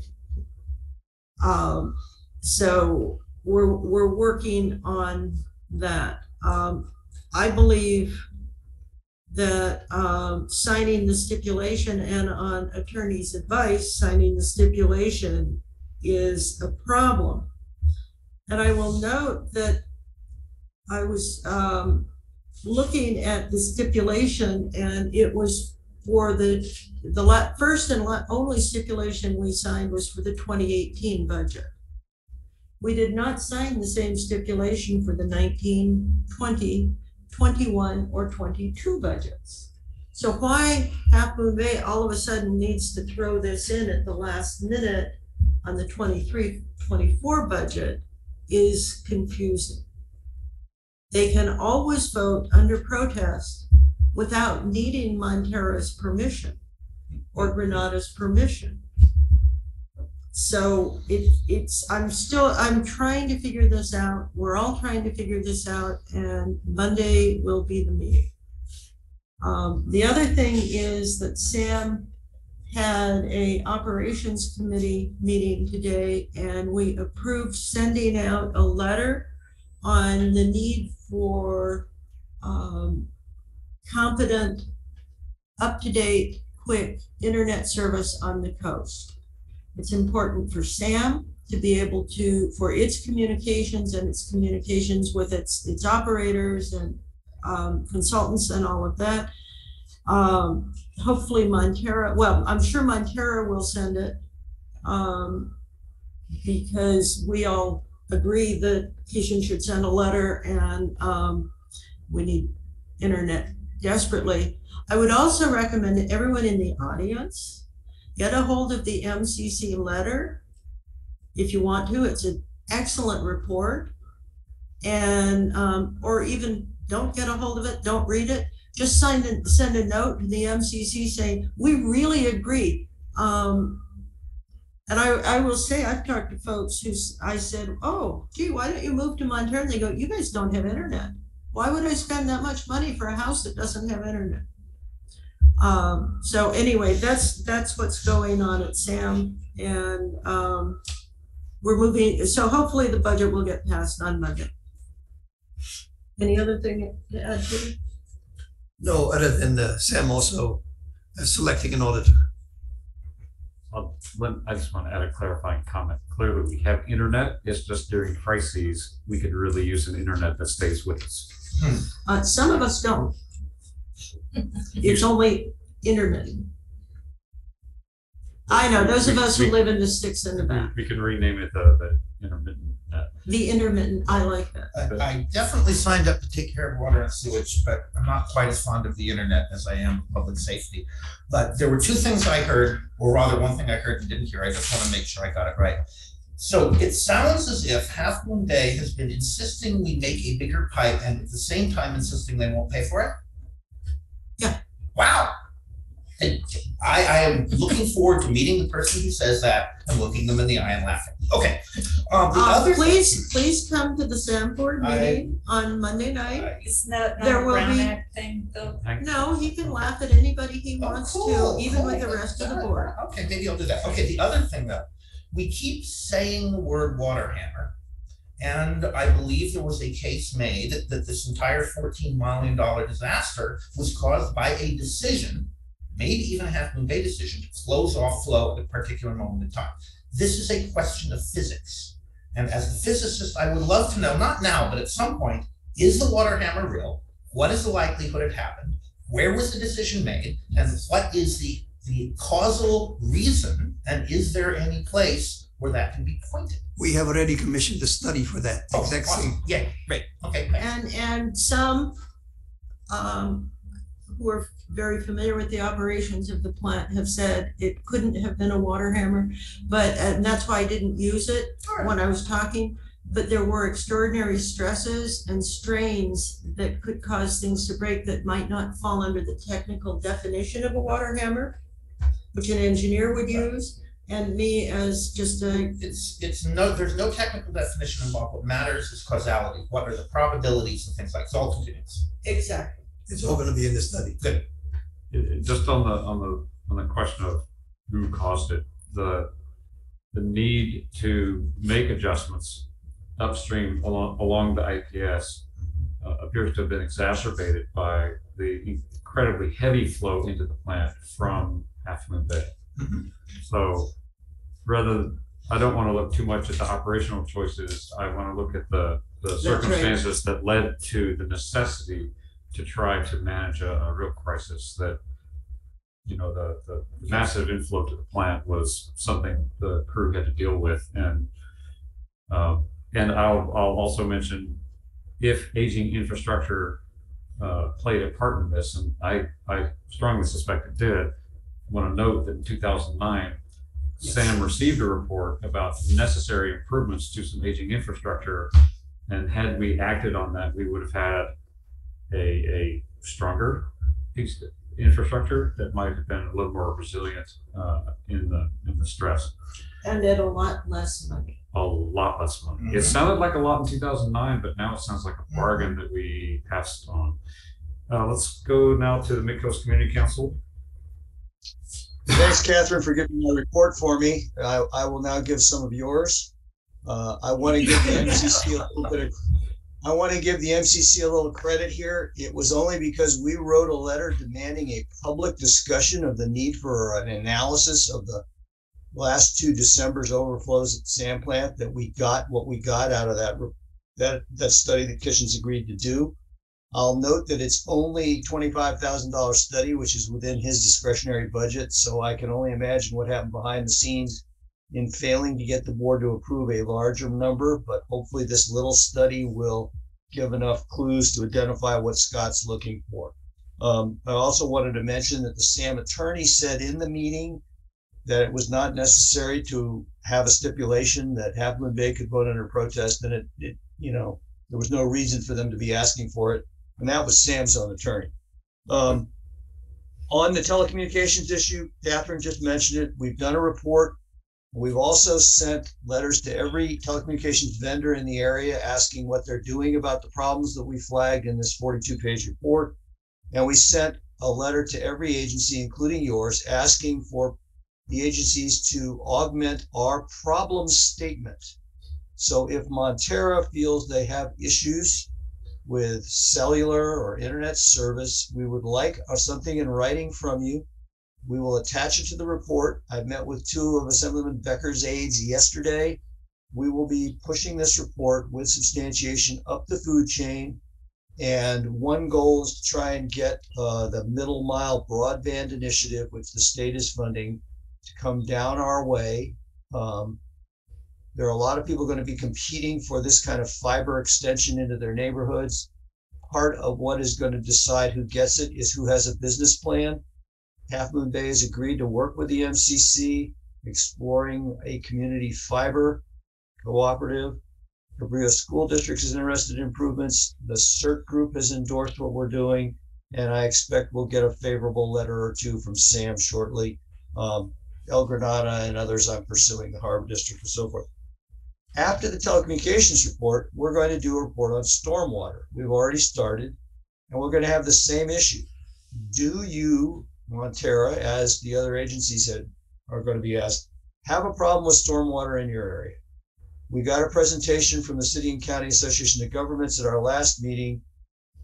Reed Bogert is the name of the fellow who does the analyses there. What was fascinating was he listed a bunch of cities and part of San Mateo County and discussed the need for $500 million of stormwater infrastructure. And the current annual funding for that infrastructure is $3 million a year. So we have a big issue.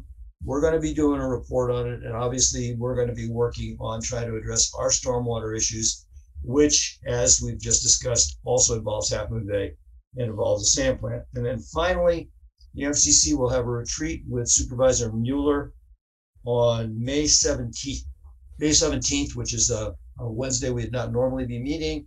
I expect we're going to start at 6 p.m. Announcements will go out. If the community has issues they want the council to address in our planning retreat, please let us all know at the Midcoast Community Council. You can email me at mccgregd, or you can just send it to the Midcoast Community Council email through our website. Thank you for your time tonight. Thank you, Greg. Sid, do you have a question? For Greg. First of all, I think maybe 1 or 2 times ago they had a video of that retreat when Don Horsley came and talked. So I'm hoping that you'll make a video available of everything that you guys discussed with Supervisor Mueller, unless it's going to be a public meeting and people can tune in live on Zoom. It will be public. You can attend on Zoom. PCTV will not be there, but I'll record it on my computer and do what I can to upload it. Okay, and then on stormwater, my concern is CCAG, which is where Reed Bogert works, is mostly the 20 cities in San Mateo County, and they pretty much ignore the coast side because we're unincorporated. I mean, they might give Half Moon Bay a bunch of money, but they don't give it to us. So if we do something, I would like it to be separate from CCAG, because I think they're aiming towards putting a lot of money in the Bayside for the, what's it called? One shoreline? One shoreline, sea level rise issues on the Bayside, and that means we still won't get any money. So I really think we need to focus on really coastside specific issues. Thank you. I hope that means you will help MWSD draft the letter I'm looking for. I already met with One Shoreline. Your concerns are valid, and that's why we're doing this report. Well, let me know when. When was that report given at MCC? With the Reed? The telecommunications report? No, the one was on stormwater with Reed. It was on April 26th. It's posted on our website. Fascinating set of slides. And what was his last name? Reed Bogert, B-O-G-E-R-T. It's on the slides. Thank you. He's been very helpful. I want to compliment the guy. You know, I've been looking to get answers out of San Mateo County, and to my surprise, I found CCAG knows more about stormwater management than One Shoreline or the county, or at least expressed knowledge. Exactly. And I would recommend that everybody who's a resident here watch it, because CCAG was totally unaware that we'd had any flooding in Montara, Moss Beach, or El Granada. Totally unaware, had no plans, but they did do a very good analysis about the flood that came down and flooded Sam, and they showed what a huge drainage basin that is going into a very narrow channel. So I would recommend everybody watch it. I even had a county official tell me, essentially, these are my words, you don't have a stormwater problem over here. We really had problems elsewhere outside your jurisdiction. So we really need a report. If we think we have a stormwater problem, we have to gather our own evidence. And you're right, we have to pursue our own means of getting it funded. All right, thank you, Greg. Anything on CSDA or LAFCO, Catherine? No, nothing to report. Okay, Christine, anything attorney's report? No report. Okay. Any director's reports? Clemens, anything to add for your general manager's report? Nothing to add, thank you. I have a really important question. Who came up with the acronym? What acronym? The acronym in your report. It's MOVO and the Oh Dear acronym. Oh dear? Oh dear. It's in your report. Oh. Operation Jet Endpoint, absolutely. I have to know who came up with the acronym. This is of vital importance. I'll find out. I don't know. Okay. I will leave with you a gold star sticky for the person who came up with the acronym. I've been handing out gold stars today. And this person deserves a gold star. Okay. I have the same suspicion. Can I mention one thing about the anniversary thing? Very quickly? Yes, quickly. I started filling out the application for the deal, and we could skip paying the fee if we were a 501c3, but I wasn't sure if we are. I don't think we are, but. No, we're not. We're a special district. Okay. And secondly, just put special district in the field and see what happens. No, I talked to the lady on the phone. She didn't know what a special district was, so that's why I was asking. And then I'd still put it in there. I think Clemens said we wanted to do it from like 1 to 4, but when I fill out the forms, we're gonna make it longer for setup and that sort of thing. So does 1 to 4 sound good to everybody? Mm-hmm. Okay, thanks. That's all I want to put for now. Thank you for doing that, Sid. You're welcome. Yes.